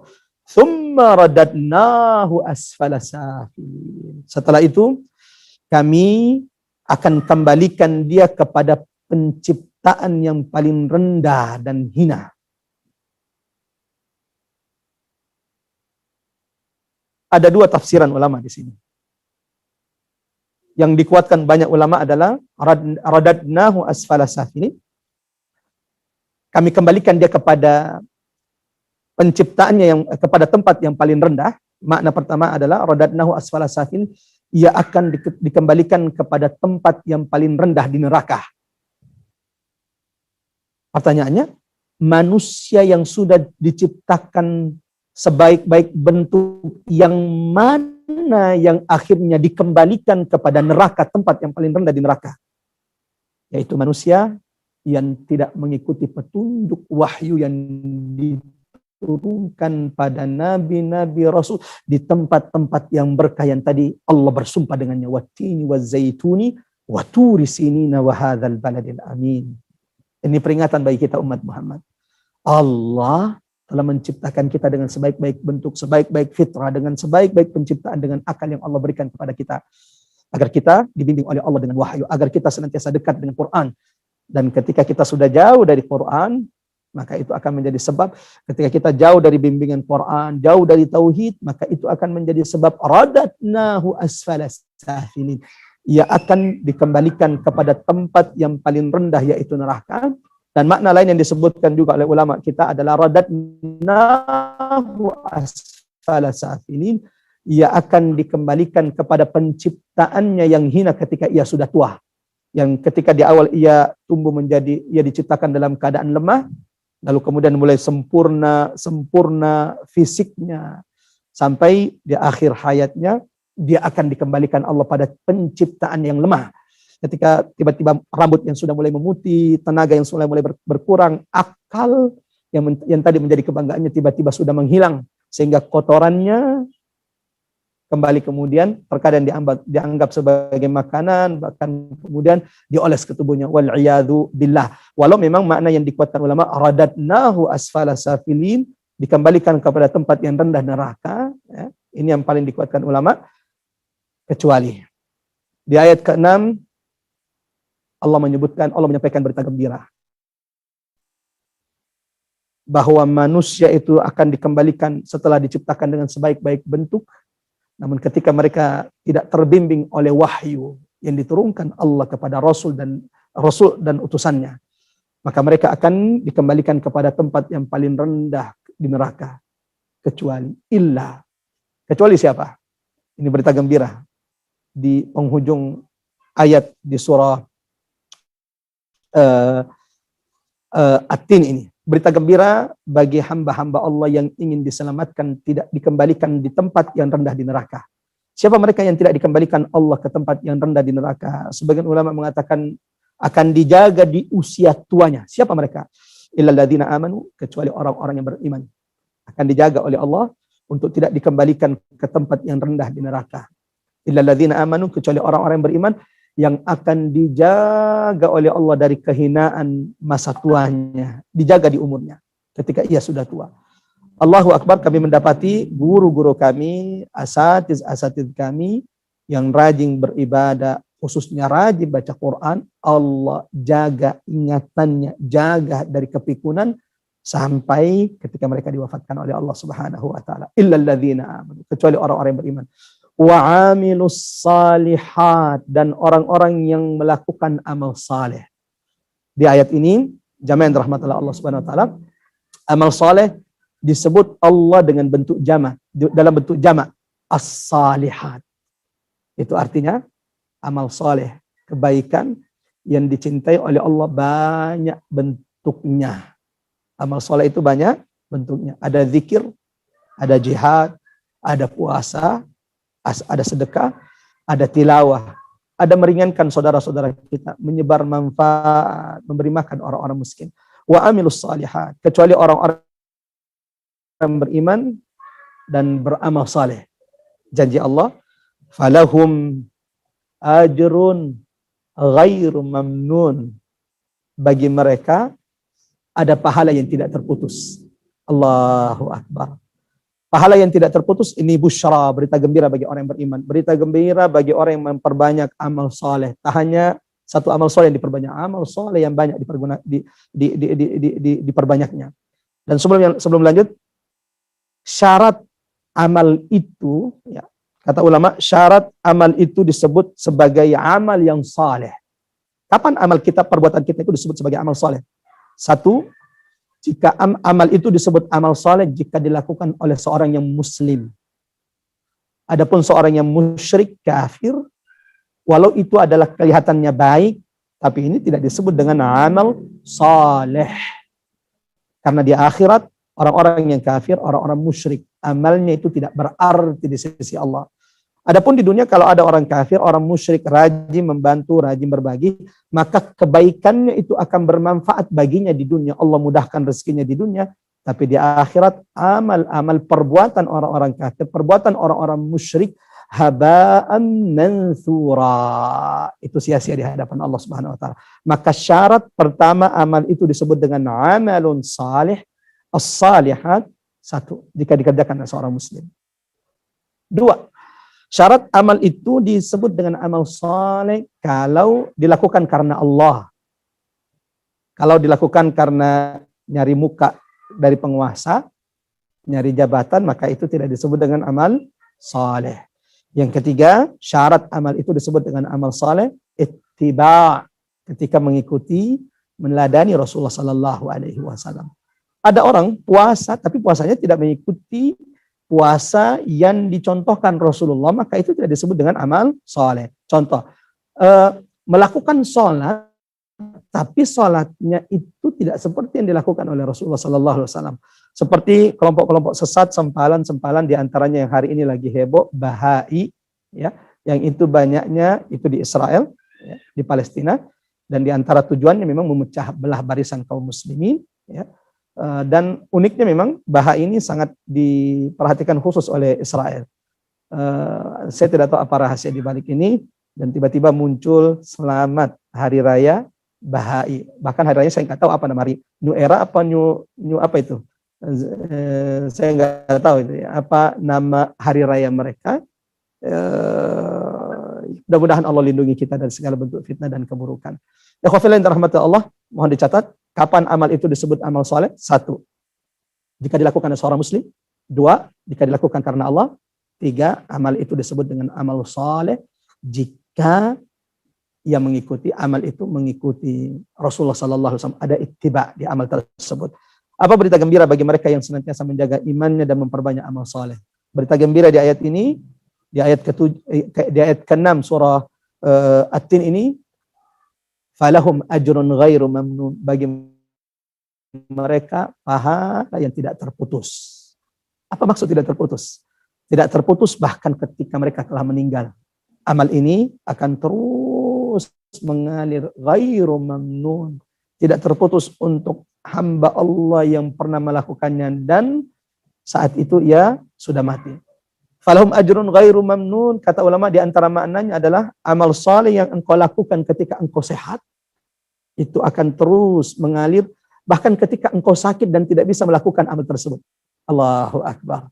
Dulu rajin ngaji, tiba-tiba koma, tidak sadarkan diri.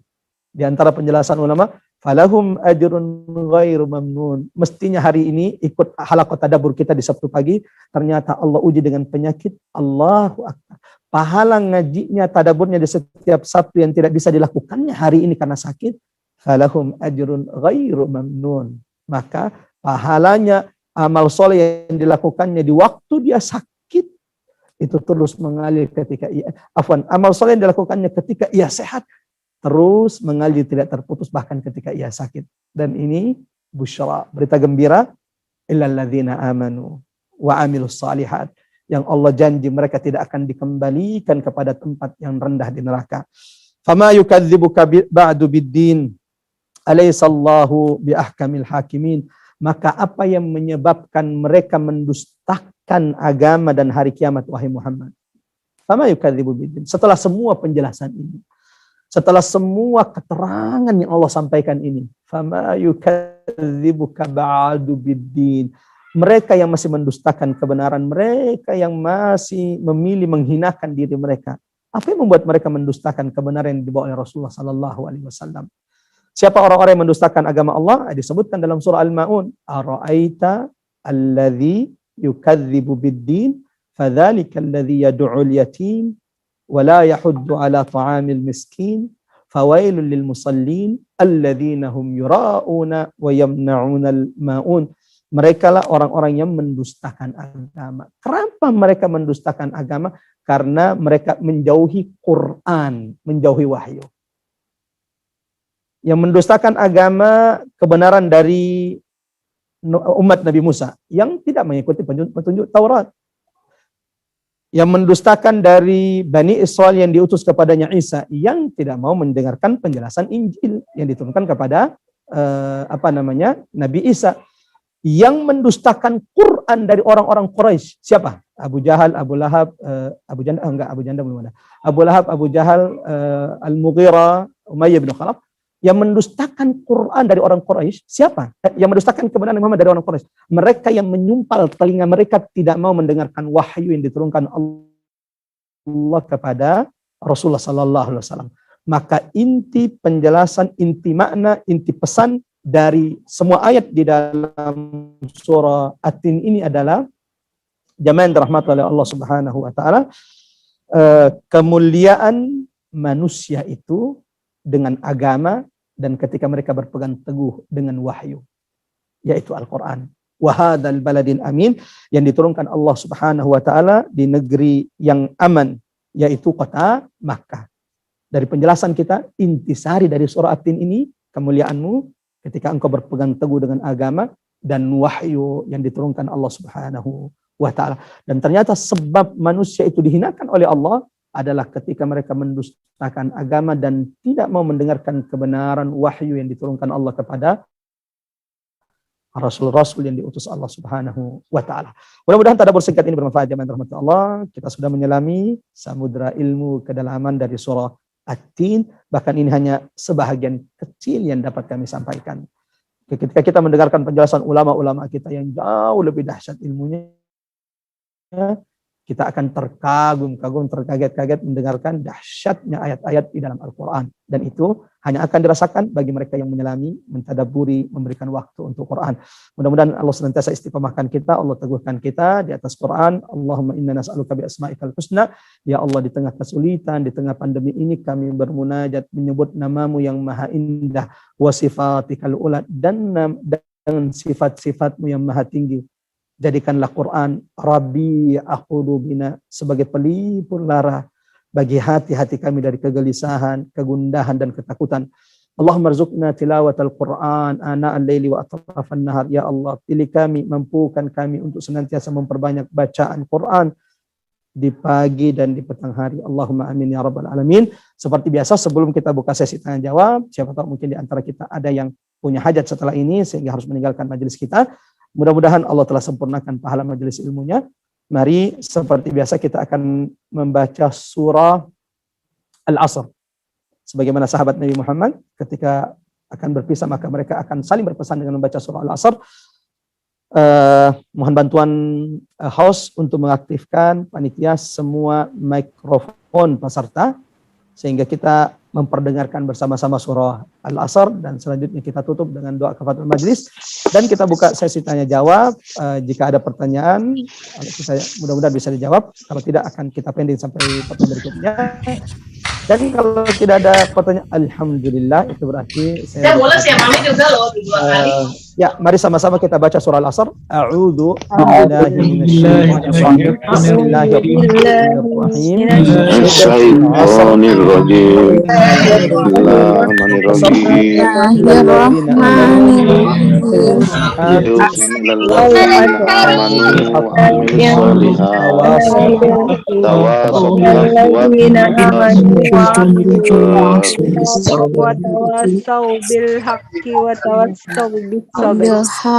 Kita tutup dengan doa kafaratul majlis.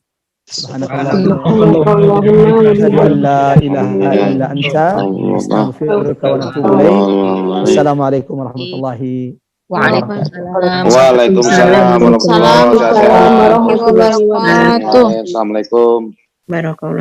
Masya Allah ya. Jazakallah khair Ustadz atas penjelasannya. Ikhwan dan akhwat fillah, alhamdulillah tadi kita sudah dengarkan tadabbur surat At-Tin, surat ke-95. Ada beberapa informasi atau kesimpulan dalam surat ini.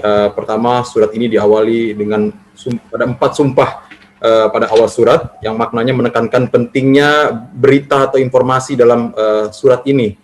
Berita pentingnya adalah bahwa Allah telah menciptakan manusia dalam bentuk yang sebaik-baiknya dari semua makhluk yang pernah Allah ciptakan, ya, dan juga sebaiknya fitrah untuk mengenal atau dekat dengan Allah. Namun jika kita jauh dari Allah, maka akan dikembalikan ke tempat yang serendah-rendahnya, yaitu neraka. Nauzubillah min zalik. Nah, tapi ada kabar gembiranya buat Iwan Akhwatillah di sini, kecuali untuk orang-orang yang beriman dan beramal soleh. Masya Allah. Baik. Ini sekarang kita sampai ke sesi Q&A. Ya, mungkin teman-teman jika ada yang ingin bertanya, silakan menggunakan fitur chat atau bisa raise hand langsung untuk bertanya langsung kepada Ustadz Fadol. Oke, ini ada yang Ummu Nur, silakan untuk sudah raise hand duluan. Ini mungkin bisa dibantu mungkin host untuk silakan. Halo, assalamualaikum Ustadz. Waalaikumsalam warahmatullahi wabarakatuh. Silakan. Ya, semoga Ustadz dan seluruh umat Muslim selalu diberkahi oleh Allah Subhanahu Wa Taala. Allahumma amin. Ibu ini cerdas ini. Ibu ini cerdas. Sebelum lanjut, ibu ini cerdas ini. Langsung mendoakan siapapun saudaranya di sini. Kenapa? Karena dia mau didoakan oleh malaikat. Rasulullah berkata, barang siapa mendoakan saudaranya kebaikan, saat itu pula ada malaikat yang mendoakannya seperti apa kebaikan yang didoakan untuk saudaranya. Dan itu cerdas, karena dibanding doa kita dan doa malaikat, yang mana lebih mustajab? Doa malaikat dong, ya. Dan ibu ini masya Allah telah didoakan oleh malaikat, dan semoga kita pun didoakan oleh malaikat. Silakan ibu. Silakan Mbak. Iya, Afwan Ustadz izin bertanya perihal salah satu amal kebaikan yang disuruh sama Nabi, yaitu kan salah satunya zikir pagi petang ya Ustadz ya. Betul sekali. Iya, untuk kan di situ ada, kan tadi Ustadz bilang kalau syarat amal soleh itu pertama dikerjakan oleh muslim, dilakukan karena Allah, dan yang ketiga sesuai dengan ittiba Rasul. Betul. Nah, yang ingin saya tanyakan kan dalam zikir pagi petang itu ada misalnya ada ucapan yang harus diucapkan sampai 100 kali. Nah, itu yang itu bagaimana Ustadz kalau kalau kita ucapkan tapi kita misalnya kita nggak hitung gitu Ustadz, tapi ternyata tuh lebih ataupun kurang gitu Ustadz. Itu Ya. Bagaimana hukumnya Ustadz? Masya Jadi Allah. kalau astagfirullahnya misalkan kurang dari 100 ataupun subhanallahnya lebih dari 100 itu bagaimana hukumnya Ustadz? Ya. Itu saja Ustadz. Syukran jazakallahu khairan. Masya Allah. Hayakumullah.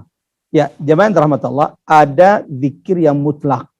Mutlak itu bebas, ya. Bebas berapapun kita ingin baca. Berapapun kita ingin baca. Ketika Rasulullah SAW mengatakan wa inni la astaghfiru rabbi mi'ata marra, bukan berarti bahwa aku sungguh beristighfar kepada Tuhanku dalam sehari itu minimal 100 kali. Bukan berarti bahwa hadis ini membatasi kita tidak boleh lebih dari 100. Boleh lebih dari 100. Dan ketika kita sudah berikhtiar menghitung, ya maksimal bagi yang saya ingin ikut 100 seperti Nabi, boleh.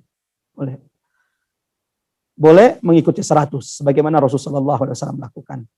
Dan ketika kita sudah berikhtiar, berusaha, astagfirullah dihitung gitu ya. Kalau pada akhirnya ternyata kurang atau lebih, mudah-mudahan Allah memaafkan kekurangan-kekurangan kita, khilaf-khilaf kita. Ya. Selama memang bukan kita yang sengaja membuat hitungan-hitungan tertentu lalu menyebut bahwa ini memiliki keutamaan-keutamaan tertentu, ya. Selama kita sudah berusaha untuk mengikuti lalu kemudian kita juga sudah memaksimalkan hitungan, kalau memang ternyata lebih dan kurang, semoga Allah sudah merahmati kita dan Allah memaafkan kekurangan-kekurangan kita. Seperti itu kira-kiranya. Wallahu a'lam bissawab. Silakan. Ini sudah ada yang masuk Ustadz, pertanyaan kalau di chat. Assalamualaikum, izin bertanya, jika kita kadang lalai, kadang ingat Ustadz, iman itu kan naik turun. Nah, apakah Betul. Allah akan tetap mengampuni Ustadz? Allahu Akbar. Allahu Akbar. Barakallahu fiik buat ukhti kita atau yang penanya ya. Kalau kita kadang lalai, kadang ingat ya. Sebagaimana iman kita itu kan naik turun. Kalau lagi on fire, ya Masya Allah. Sebelum Ustadz datang di pengajian, kita udah hadir duluan, nunggu gitu ya. Tapi kalau lagi redup iman itu, 5 menit sebelum Ustadz tutup majelis, baru kita datang. Tapi itu juga tetap kebaikan ya. Dalam hadis Rasul menyebutkan bahwa keutamaan majelis itu bahkan ketika orang itu mendatangi penghujung majelis, dia tetap mendapatkan keberkahan. Walau memang juga perlu kita pahami bahwa ingatlah, yang membuat kita lupa dengan jadwal pengajian kita, yang membuat kita akhirnya telat bertemu dengan guru kita, yang membuat kita akhirnya lupa dengan kajian kita, itu pasti syaitan.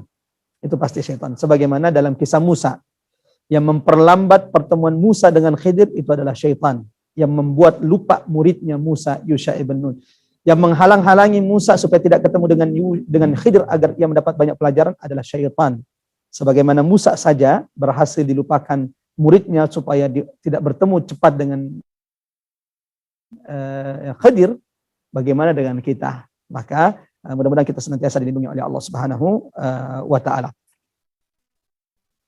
Apa tadi pertanyaannya? Apakah Allah akan tetap mengampuni? Ya. Jamaah yang dirahmati Allah Subhanahu wa Ta'ala, kita yang sering lupa, kalau lagi on fire Masya Allah, dan kalau lagi redup kita kadang lalai dan lupa. Apakah Allah mengampuni kita? Coba muhasabah diri kita. Jika masih ada penyesalan terhadap kelalaian itu, maka itu menunjukkan masih ada iman dalam dirimu. Hati itu belum tertutup. Dan insya Allah, Allah akan menerima taubat kita. Kalau masih ada penyesalan atas kelalaian itu, la uqsimu biyaumil qiyamah wa la uqsimu bin nafsil lawwamah. Ya. Jiwa itu ada 3. Ada jiwa yang buruk, ini seburuk-buruknya. Ada jiwa yang senantiasa menyesali perbuatannya, al-lawwamah. Dan yang tertinggi adalah al-mutmainnah. Jiwa yang senantiasa menyesali kekurangannya, kelalaiannya, itu menunjukkan jiwa itu masih ada imannya. Dan selama, apakah Allah menerima tobat kita? Ya, Allah akan menerima tobat kita selama belum sampai di 2 titik. Ya. 1, ketika nyawa sudah sampai di tenggorokan, itu sudah tidak bisa penyesalan tidak berarti. Kalla idza balagatit taraqi. Sekali-kali tidak, jika ruh nyawa itu sudah sampai di tenggorokan. Wa qila marraq. Dan dikatakan kepada siapa yang bisa menyelamatkanmu saat ini. Yang kedua, taubat itu akan terus diterima oleh Allah, terbuka lebar selama matahari belum terbit dari barat. Tapi ngomong-ngomong, hari ini matahari terbit dari mana ya? Masih dari timur? Alhamdulillah. Kalau begitu, taubat itu masih diterima. Tapi demi Allah, suatu saat akan datang waktu, akan datang masa di mana mata manusia akan terbelalak. Karena ternyata hari itu, pagi itu, matahari tak lagi terbit dari timur, tapi sudah terbit dari barat. Orang-orang menyesal, ternyata benar apa yang dikatakan dalam hadis ulama. Baru menyesal, sudah telat. Penyesalan sudah tidak bermakna, karena matahari sudah terbit dari barat. Seperti itu kira-kira penjelasannya. Wallahu a'lam bishawab. Terakhir mungkin, karena ini menjelang sudah menjelang azan zuhur di tempat kami. Silakan. Ini karena di chat juga tidak ada yang bertanya, mungkin diberikannya kesempatannya kepada Bang Safar. Oh, ada Bang Safar, mungkin ada yang ingin tanyakan kepada Ustadz? Aduh. Biasanya penutup nih, Bang. Ya Allah. Nih, kita hormatin akhirul Ustadz. Kalau ini berkesimpulan gini, Ustadz. Allah dengan rahmannya, kalau masalah fisik, Allah udah berikan yang terbaik ya, Ustadz ya. Betul. Sudah dalam keadaan terbaik gitu ya. Cuma nggak berhenti di situ, Ustadz ya. Karena kalau cuma dengan fisik aja, itu judulnya bakal kembali ke asfal safilin. Betul. Jadi harus ada syarat pentingnya amanu wa amilus solihat itu, Ustadz ya. Maka kita lihat banyak orang yang Allah karuniakan kebaikan fisiknya, tapi kelakuan mereka ya memang begitu rendahnya gitu, Ustadz, yang seperti kita saksikan di televisi dan segala macam. Itu karena nggak ada amanu wa amilus solihat gitu, karena kuncinya di situ berarti, Ustadz ya. Betul. Dan jangan lupa, kata kunci lebih penting, adanya iman dan amal soleh ini, aman wa amilus solihat, itu karena adanya wahyu, adanya Quran yang diwatini wa zaitun wa turi sinina wa hadzal baladil amin, Zabur, Injil, Taurat, Quran. Nah, jadi kesempurnaan fisik tidak akan berarti tanpa adanya iman dan amal soleh, tapi munculnya iman dan amal soleh itu karena adanya wahyu. Ini yang kemudian terhalang olehnya Abu Lahab, Abu Jahal ya.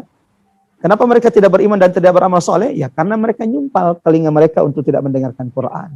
Maka ketika kita hari ini Allah berikan kesempatan untuk dekat dengan Quran, semoga ini juga menjadi booster, menjadi penyemangat kita untuk terus amanu wa amilus salihat. Silakan. Berarti nggak ada alasan untuk meninggalkan HTQ atau majelis Quran lainnya, Ustadz ya? Ya, betul. Tapi bukan berarti teman-teman yang tidak ikut. Tapi juga jangan. Semoga ikut majelis yang lain ya. Ketika ada teman, ketika tidak ikut di sini, oh ini jangan-jangan sudah futur, nggak bisa jadi. Insya Allah ikut di majelis yang lain. Di majelis apapun itu, ketika mengikuti Quran, kebaikan, insya Allah semoga mendapatkan keberkahan. Silakan. Baik, Ustadz. Saya. Jazakallah khair, Ustadz. Baik. Ini sepertinya sudah tidak ada pertanyaan lagi karena Ustadz juga sudah masuk waktu zuhur di sana. Jadi untuk itu mari kita ucapkan jazakallah khair Ustadz Marmaka yang sudah berkenan memberikan ilmunya untuk kita hari ini ya. Tadabbur surat At-Tin surat ke-95. Mari kita doakan beliau ya, semoga beliau dan keluarga selalu diberikan kesehatan dan Allah jaga juga dari semua mara bahaya sehingga kita bisa bertemu ya, bertemu dengan beliau, mendapatkan ilmu terus, menggali ilmu terus dari beliau, ilmu yang Masya Allah, ya kita ini yang fakir ilmu ini, amin ya rabbal alamin. Baik, akhir kata mungkin karena sudah di penghujung kajian, akhir kata kami mewakili para penyelenggara, juga pengurus dari Halaqah Tadabbur Quran, meminta maaf jika dalam pelaksanaan kajian ini ada kekurangan. Untuk itu kami mohon dibukakan pintu maaf yang sebesar-besarnya. Terakhir kami juga ingin mengucapkan jazakumullah khairan katsiran untuk para ikhwan dan akhwat fillah yang sudah hadir ya. Sampai ketemu di Tadabbur Quran berikutnya. Kami tutup dengan membaca